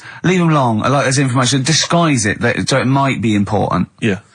Just so he has to listen through. I wish I'd give his mobile out, but, that is just too cruel. But anyone can get him at XFM, and of course we've given out his email before, so I mean, go mental. There are plenty of ways to torture Karl Pilkington. I mean, we're doing all we can on a Saturday. But we're only 2 people. But we're only 2 men. You know what I mean? So listen, go berserk. We'll be back next Saturday, and we'll leave with song for the lovers, song for the ladies, whatever. It's a beautiful track. A song for the sunshine. Song for the Sunshine. It's Lily White by Cat Stevens. And we've done it. We don't need Karl. Definitely not. See you next week, Rick. Bye. 104.9 XFM, Ricky Gervais, Steve Merchant, Karl Pilkington's pressing the buttons. Right. We're playing some great moments from the last 3 weeks. And some great records, Steve, from the last 2 weeks. That's true enough. Yeah. We're not actually here today. What are you up to today, Rick? It's 8 hours earlier, so this is about 2 o'clock probably. So it's about 6 o'clock in the morning. I'm still in bed, mate. I'm asleep in my hotel room. Now, where are you? We're in LA. Los Angeles. Yeah. City of Angels, Rick. Yeah. City of Angels. Yeah. And so that's what we're doing. We're doing stuff like that. That's why we're not here. We're not here next week either. So next week is the best of this week. Alright, so, here's the first bit. Can I tell you one of the best presents I ever had? Go on. Without doubt, all I ever wanted was a go-kart. This is true. I was like, sort of 5, 6, 7. And I eventually, for Christmas, I wasn't sort of spoiled in the sense that I got pocket money, but I always got what I wanted at Christmas eventually. Because, working class mothers, they'd get it out the catalogue and pay for it for the rest of the year. So I always got, I had, really, as many presents as anyone else. And I got this go-kart. It was a little red go-kart, and it was a pedal one. And I'd run home from school, and I'd be in it and I'd get up and down the garden for hours. I'd have to come in for my tea, and this was fantastic. And this went on for like weeks and weeks, and went through the summer. The next time, it was just it was fantastic go-kart. I'd show off, and then one day I came home, and I went. It was always at the back of the shed, sort of up against the shed, and I went in. I couldn't see it, and so I went to the back door. My mum was sort of like washing up with that, and I went, "Where's my go-kart?" I thought it hasn't been nicked. She went, "Your dad swapped it." Your dad swapped it? Yeah. I went, "He what?" And I was going to be brave, and I went, "He what?" She went, "He swapped it for a wheelbarrow." And I could see she didn't approve of this, and she was thinking, "I'm going to tell him, and then I'm going to, you know, have this out." And I went, "Right." She went, "It's your wheelbarrow." And I went to the back of the shed, and there was this wheelbarrow. He swapped it with a bloke called Jimmy Dublin, who he worked with. Jimmy Dublin? Yeah, I don't know. I think he was a respectable member of the community. He was fine. It was his life. No, I think he was an Irish gentleman, and that's why we called him. That's why I don't know what his real name was. And I think my dad must have been drunk, and he went, "I want to get my son a go-kart." And my dad said, "Well, my kid's got one. He's probably had it for a year. He's probably bored with it." Yeah. And he said, "I'll give you this wheelbarrow." And I went to this wheelbarrow, and it was caked in concrete. I could hardly lift it. I just nicked off a building site, obviously. And I'd be there for hours trying to push this wheelbarrow up and down the garden, right? And it was okay though, because I was going on holiday soon, and I 7 years running went to Bognor Regis, a place called Riverside, because some woman around the way had a caravan that we got free for a week, and it was great, just wonderful. And I used to go there with my mum and my nan. Oh, party time! Yeah, the age of 7 to sort of go. No, it was good because when you're a kid and you wake up in a strange place, it sort of seems weird. You wake up at 3 o'clock in the morning hearing your gran pissing in an iron bucket, and We've all been there. You get disorientated. Anyway, and I went on holiday, and I met a little friend who was about my age. We were both sort of like, and he'd hired a go-kart. He had this great go-kart, and he came around to my caravan, and I went, "I've got a go-kart." And I remember my mum opening the window of the caravan and going, "Don't lie." That's so evil. And I went, I had a go-kart. Wow. Yeah. Did you ever talk to your father about the fact you swapped it? No. You never mentioned it to him? No. You still got that wheelbarrow? I think so. I've grown into it. Yeah. Yeah, I can nearly lift it now. Yeah. And now I'm just too old to run up and down the garden with it. Now you get one of your several gardeners to use it all the time. Wow. Oh, it's a long time since we've had any white van Karl. For those that don't remember this particular hot feature, we basically ask Karl some of the questions that are asked of a white van driver in the Sun. They always have this on Saturday afternoons. Anyway, here's the first one. They're not fascinating, Karl, but I'm just interested on your take, really. Yeah. What do you make of Cilla Black quitting Blind Date after her husband sent a message from beyond the grave? Are you familiar with this story? I didn't know that. What's that? She went to see a medium, and supposedly her husband passed on information through the medium, which was incredibly vague, but persuaded her to quit live on air. Well, it's about time, isn't it? If even dead people are saying, enough's enough. But I'll tell you what, though, talking about ghosts and that, do you know how I'm into them? Yeah. Right? How weird do you think this is, right? Well, it's not true. Before you say it, play a record. No, go on. Go on. Right, it's this woman. I don't even know if it's ghost, really. It's just a bit weird. Sure. Yeah, sure. There's this woman, and she's not a woman, she's a kid. Sure. Okay. Sure. She's walking down like a street in her area. It's a nice day and everything. Everything's normal. She's walking down, and a woman comes up, cycling past, right? The woman on the bike looks at the kid, absolutely terrified, right? Got a really scary face on her. Yeah. The kid's thinking, why is she doing that? Yeah. Right? So anyway, she thinks nothing of it, goes, I think she was playing in the park or whatever, goes and has a nice day. About 15 years later... Oh, right, yeah. She's, I don't know, I think she was going to work, right, on a bike. She was riding her own bike. Riding her own bike, cycling down the road. Oh, yeah. Looks at the kid. That's the thing that happened like 15, 20 years ago. Right. It's her on the bike looking at her as a kid. Right. Not another child. No. So it's her. She's seen herself. What, Karl?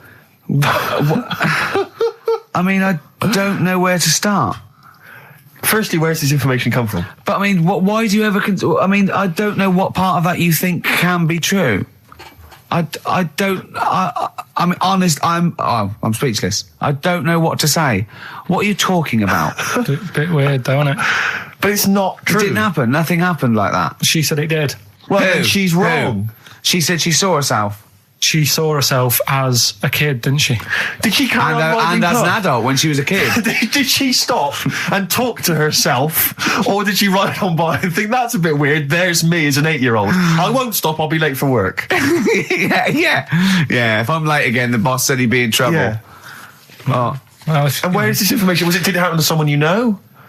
No, You overheard it on the bus. no, it was in the 14 Times. Ah, right. Well, Okay. that's the answer. Good. We've Okay. got to the bottom of that. Right, good. What's the best job you've ever had still, Karl? Talk about occupations. It is still Paper round. Is it still the paper round? Yeah. That's ridiculous. No, it was good though. If you look at it, like, you know what I liked about it, you're your own boss. No, you're not. You're not your own boss. No, The bloody news agent is your boss. All right. But then once you get out and you've got your papers and that, you sort of, you're on your Do own. what you want as can long as think you about deliver the stuff. papers exactly to the places he said you are in the time he said. Yeah. It's and I did. freedom, isn't it? Any jobs you wouldn't do? Go I've just thought of one that you wouldn't do on. with your sort of mild homophobia. Well, I'm not. Proctologist. What's that? Basically sticking your finger at other people's arses. Right, well, no, I wouldn't do that, no. Why have you got to do that? What do you mean, why have you got to do Well, that? why does anyone need that doing? Because they got to look if they've got an arseache or something.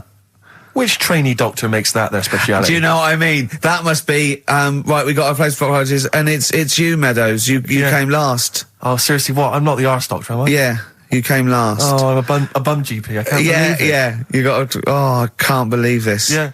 Now listen, I'll give this one. This is an easy one. Now just think, right? Think just what it means. They're not that hidden. They're not that cryptic. Just think what this means, okay? Okay. When the Hares addressed a public meeting and claimed that all should have fair shares, the Lions answered, "A good speech, hairy feet, but it lacks claws and teeth such as we have." How would you use that? No. What do you think that means? This is translated from the, I don't know, Greek or something. I don't know. It was Aesop. Where's he from? Greek. Yeah. So shall I do it in my own language? Okay.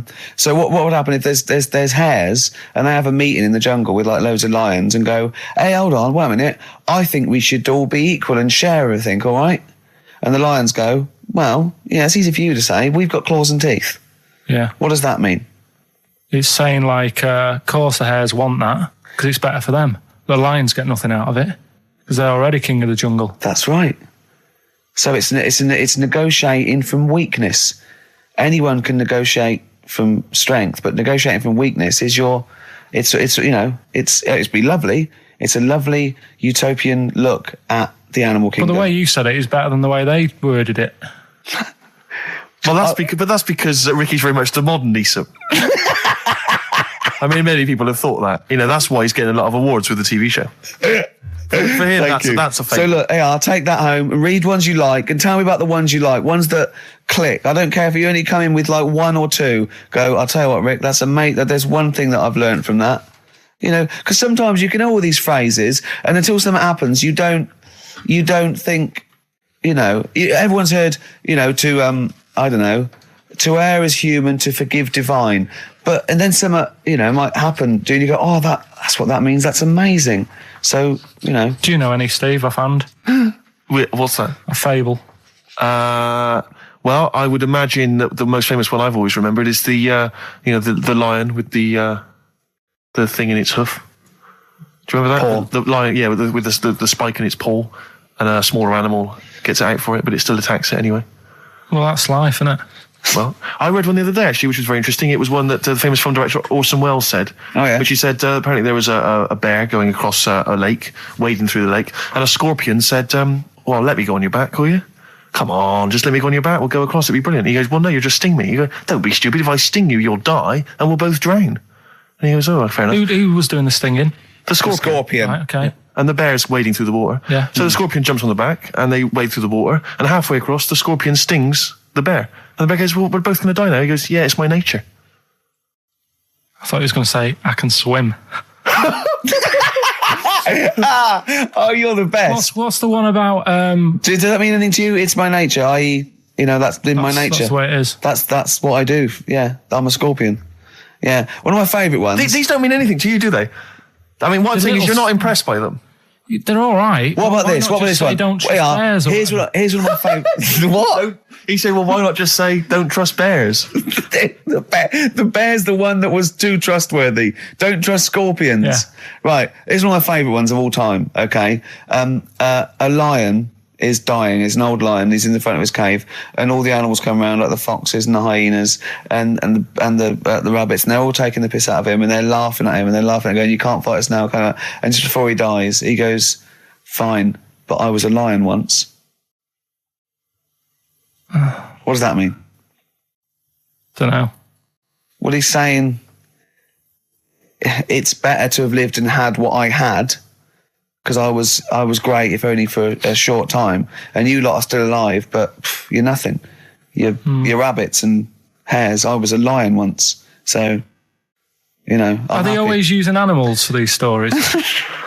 Well, yeah, I could change it to refrigerators and household appliances if it would make it help, but animals, I remember the one about being ill a lot, and you say something about go on. if you keep doing that, if you keep having time off, well, I won't believe you. That's the boy who cried wolf. Is Yeah. that right? Yeah. Do you know that one? Have you heard the famous one? This is probably the most powerful one.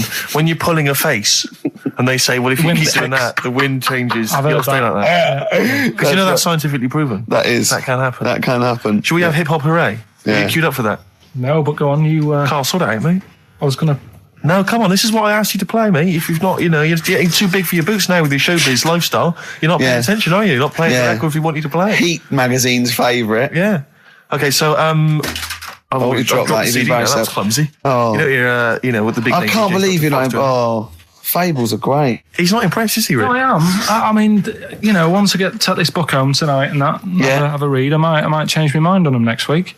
You're coming all stressed. I'm not impressed with the ones you've been talking about, I must admit. Okay.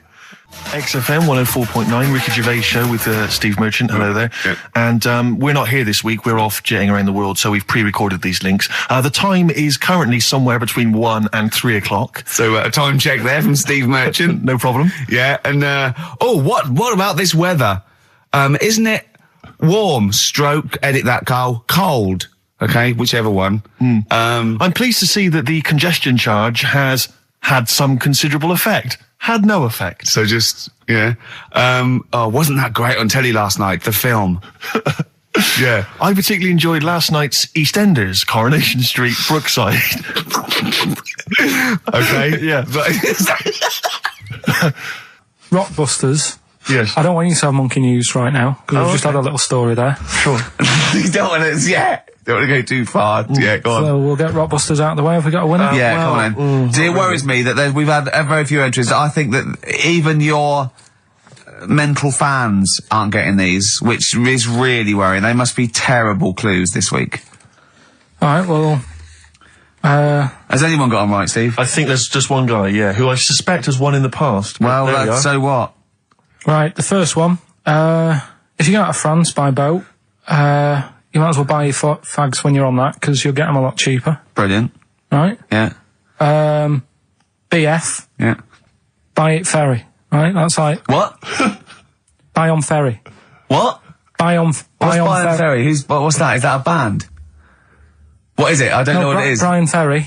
Brian Ferry? What's that got to do with buying on a ferry, though? Just because it's quite close to it. Buy on. Buy on ferry. What? Buy on ferry. Sorry, That's the what's your first first language? The second one. That's rubbish. That doesn't count. No, Brian, it's not. Brian Ferry. Brian Ferry, buy on ferry. There's this little foreign cafe. It's growing its own steak. That's Delamitri. The third one. What? Sorry, what? What is that? What is that? Delamitri. Delhi is a little foreign cafe. Yeah? A meat tree and that. A meat tree? A meat tree? What were the initials for that? Just D for that. Just D for that? Yeah. So not DA?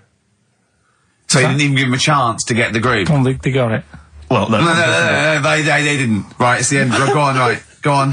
Delhi meat tree? Delhi meat tree. One word. D. Or any letter. They're growing their own meat. M's in it. Go on. Okay, so Bayern, I love Bayern Ferry. And I just point out, Rick- Oxymusic was brilliant. I love Oxymusic. Go on. Can I just point out, Rick, that we've had David Bowie? Delhi meat tree. Yeah. I don't see why necessarily Aidan, who emailed in, why he doesn't get to win, because he emailed in dire steaks. Seems to me just as valid, as far as I can tell, but Delhi meat tree it is. And the last one, if there was a Jamaican fella on the Titanic... I'm looking forward to this. With a little bit of fear. Jamaican fella, if he was on the Titanic, he probably would have screamed this. Yeah. That's Christ de Berg. Oh, I don't know what to do. Stunning. So who's the winner? I'm not going to give it to anyone. I just don't... What's the Jamaican bit got to do with it? Just the D. Just Christ de Berg. Say it again. No, I think they've worked it out now. Say it again. Christ de Berg. And who's that? What? Who's that? Who's what? Who's Christ de Berg? Chris de Berg. Who's the winner, Steve? Do you know what? I'm going to give it to Aidan because he just treated you with nothing but contempt. Steve Martin emailed in again. He got the first two, and then the last one he just emailed. I neither know nor care about this answer. I'm tempted to give him. Do you know what you've done there, don't you? Go on. You've put the nail in the coffin of Rockbusters. I warned you for 3 weeks, and you sort of bucked your ideas up for a little while. But Christ de Berg. Those are the worst you've ever done. The worst. Delimitri. So and. Didn't it just put D, and then Bayern Ferry. Bayern Ferry. Bayern Ferry. So, is that it then? Aren't we doing it Play anymore? record. Aren't we doing it anymore? I'm ashamed. You're an idiot. Are we doing it anymore? I'm just going to keep saying you're an idiot. Play a Are record. we doing Karl, it have you learnt nothing from Dr. Fox? Yeah. That's not a Sony out the window. Aren't we doing it anymore? What, you need to start working on it now, because they're so good. You need to start working now for next Saturday. Aren't we doing it anymore? Just, I don't know. Aren't we doing it? I'm Ricky Gervais, with me Steve Merchant, Karl Pilkington, pressing the little buttons there. XFM 104.9. What's that? What's that little Well, I think I do more than press the buttons. right, see, this is it, right? Karl has had a little strop on since last night, okay? And it's... He's had a little strop on. yeah. You said strop on. I just wanted to clarify. And, I don't know why. He says that I'm an annoying person. He says that I wound him up, right? Which I don't know. He says that you're winding up because you're sort of like negative about I'm everything. negative? Yeah. And, but what I think it is because we pointed out that his lateness is unacceptable. Yeah. He said, meet you at 6. He turned up at 20 past. He said, well, someone stopped me in the corridor. I don't care. I've got stuff to do. We had stuff to do. I think we're a bit busier than you, Karl. You've got one job. We've got loads of jobs. I keep telling you that. You got one job in a little room, a 9 to 5 there, that you don't even get done in 9 to 5. That's why you're late and mucking around all the time. There's loads of work to do. Yeah, one Right. job. No, Cool. it's not. It's one job with a lot of other jobs in it. It's like those little Russian dolls you get. Right? Well, it's So not, don't is have it? a go. Yeah, it is. Yeah. Everyone thinks, oh, he only sits in his studio messing about, making songs a phrase. That's what I do in my free time. Which we've got coming up later. Super slick. I still think 20 minutes late is an outrage. Yeah, Karl. 20 minutes late is... Yeah, but I didn't say bang on 6. I you said said around 6. 6. No, you didn't. You said 6, which means 6. Well, it doesn't.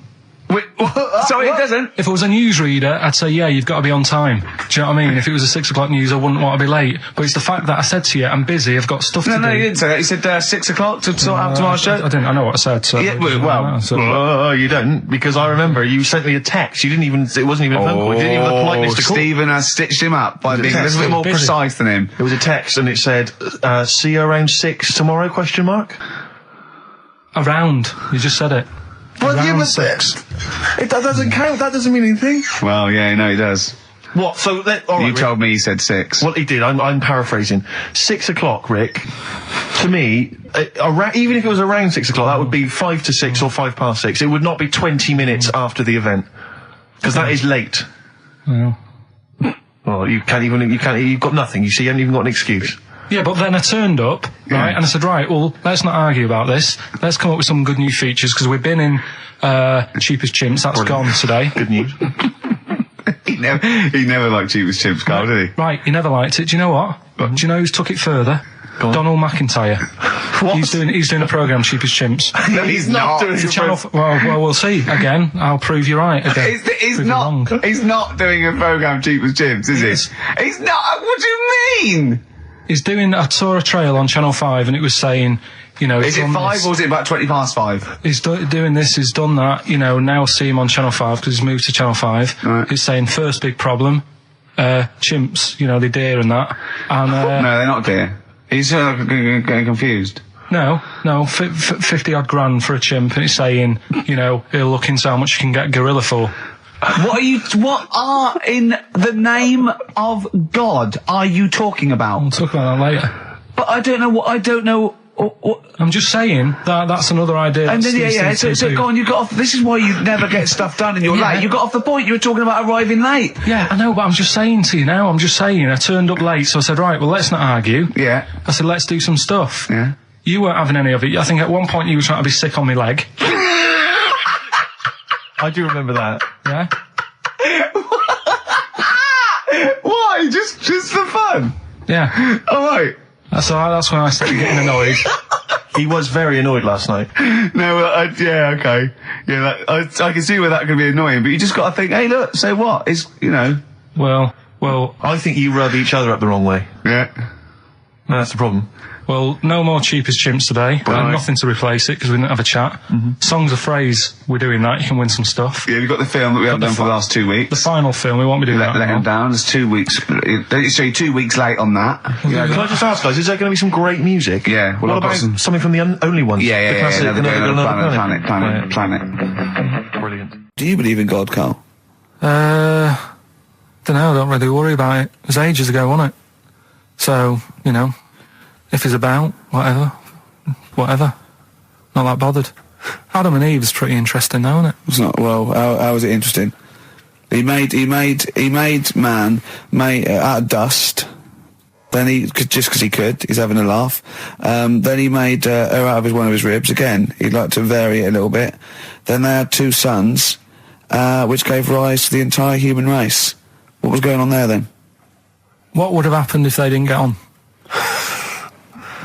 That's interesting. Sometimes with pandas, they don't fancy the other one, do they? They go, well, that's my choice. One. You've brought me one panda from Lisbon Zoo, and I've got to shag that. What if I don't fancy it? What if they bring in a right slapper? Do you think What that- if it's the equivalent of like Love Island, Well, I whatever it's imagine it called? was like Celebrity Love Island. Yeah, and they're going, I am not shagging that slapper. Every panda in the world has seen that dirty old mott in magazines. Why am I meant to mate with it? I've got some dignity. Are you talking about Adam there or Panda? Was that? Either is fine, I suppose. Bad Do you think that pandas. Adam had any say when God was making Eve? Was he saying, "Can make the boobs a bit bigger, would you?" And I'm a blonde guy. I'm into blondes, really. I mean, I don't know. Did he have any input, or was it just? I don't know. Well, I suppose It was one of his ribs. After I know, all. well, he's probably restricted. You go, well, I'm working with a rib, Adam. Give me a break. There's only so many things I can do. Well, he was probably in kind of intensive care, wasn't he? With the whole. They go, well, I can't just keep making the boobs and things bigger because their legs will get short. I don't mind short legs. Yeah, make the legs longer. I don't mind no legs.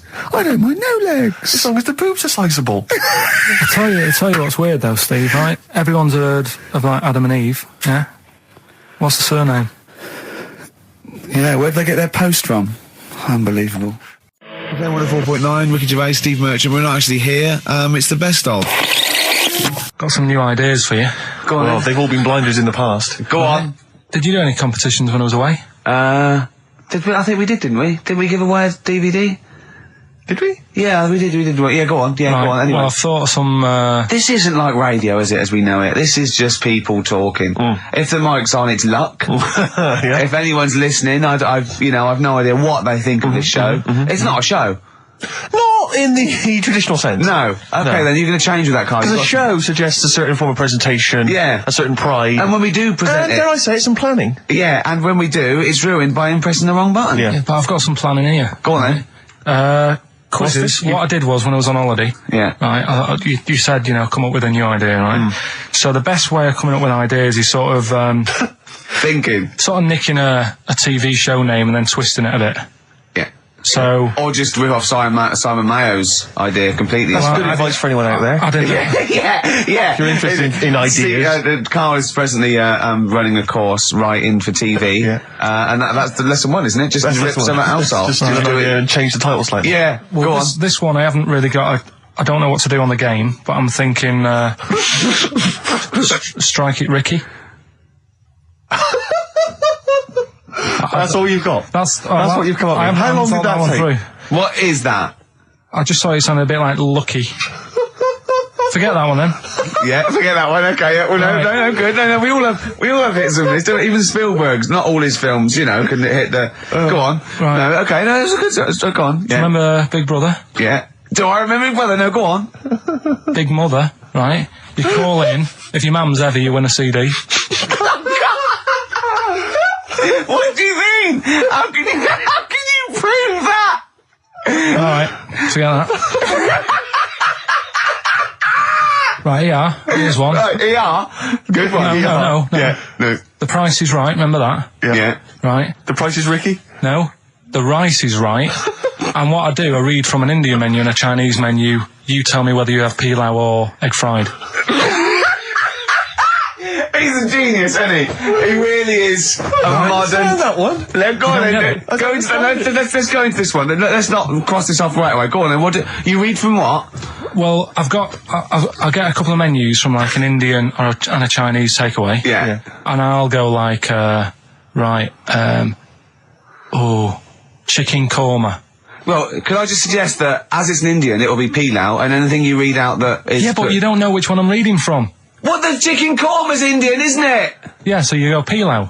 But then Well, then you might as well say Indian or Chinese. No, because then the name wouldn't work. The Rice is Right. Okay, yeah, I forgot you're working for the title backwards, aren't you? Okay, yeah. Okay. I'm so confused. I don't know where I am or what day it is. A programme that they've been in on Channel 4, right? Can you cross that out? We're not doing the Rice is Right I either. don't understand the Rice is Right. No, go on. I'll tell you that later. We'll have a game in the office, right? A game that they've been in on Channel 4, but has got really big viewing figures. Well, obviously not. Right. Or they wouldn't be binning it. Go on. Do you know 15 to 1? Yeah. They're getting rid of that, right? Are they? I'm thinking 15 Taiwan. Get some items that are made in Taiwan, right? Get 15 items, and I say what they are, and then you go, oh, I bet it's the vase. Or something. That's the one that's made in Taiwan. Yeah. Just explain that again very quickly. No, don't go. Alright, forget that. Cross it out. 15 Taiwan. Darren Brown, the sort of magician mind reader fella. Right, yeah, he comes in, he sits down, I'm a bit sort of, bit spooked by him straight away. Oh, you're spooked by him straight away, Yeah, there's a weird thing about him. Right? So anyway, he sat there, and I'm watching him. It's because he was naked. Checking, seeing what he's, looking at and stuff. Yeah. So anyway, he gets his paper out, and I think, right, he's gonna do a bit of trickery and that. And he says to me, right, write down a number and a name, right? It was between a two-digit number, and a name of anyone you know. Yeah, right. Now the thing is, I thought of the name because I was telling Steve earlier about the kid at school who I fell out with, right? Yeah. Over that girl who was called Aris, yeah. Right? So that name was like in my mind, ready to go, because I didn't want to use anybody's name who I knew, sort of. Now, because maybe you've mentioned it in the past. Do you know what I mean? I couldn't say Suzanne. I knew Colin Makin anyway. Yeah, well, do you know what I mean? I picked a name, yeah. Well, I thought you might have been thinking about Auntie Nora. So I picked this name, right, that you three didn't really know about, right? number just came to mind, right? So he 42, says, right, we were never thinking of that. 42, right? He said, right, just keep saying it over and over in your head. And I'm there, and he's saying all these sort of different numbers at me, and I'm trying to throw him off a little bit. Every time he said a number that was nothing like 42, I was sort of smiling, looking a bit nervous. Yeah. Don't know if you caught that. Right. I just, all I could see was you looking sort of blank. When he said, let your mind go blank, you'd realise Exactly. he picked on the wrong person then. Right. So, You had to squeeze his head to get it going again. I said, Darren, if in doubt, he'll be thinking of monkeys. And Darren looked at Karl and he said, were you thinking of monkeys? He said, I tried not to and I thought of them more. right. That's true as well. Yeah. Right. So I'm there thinking of these numbers and that, and then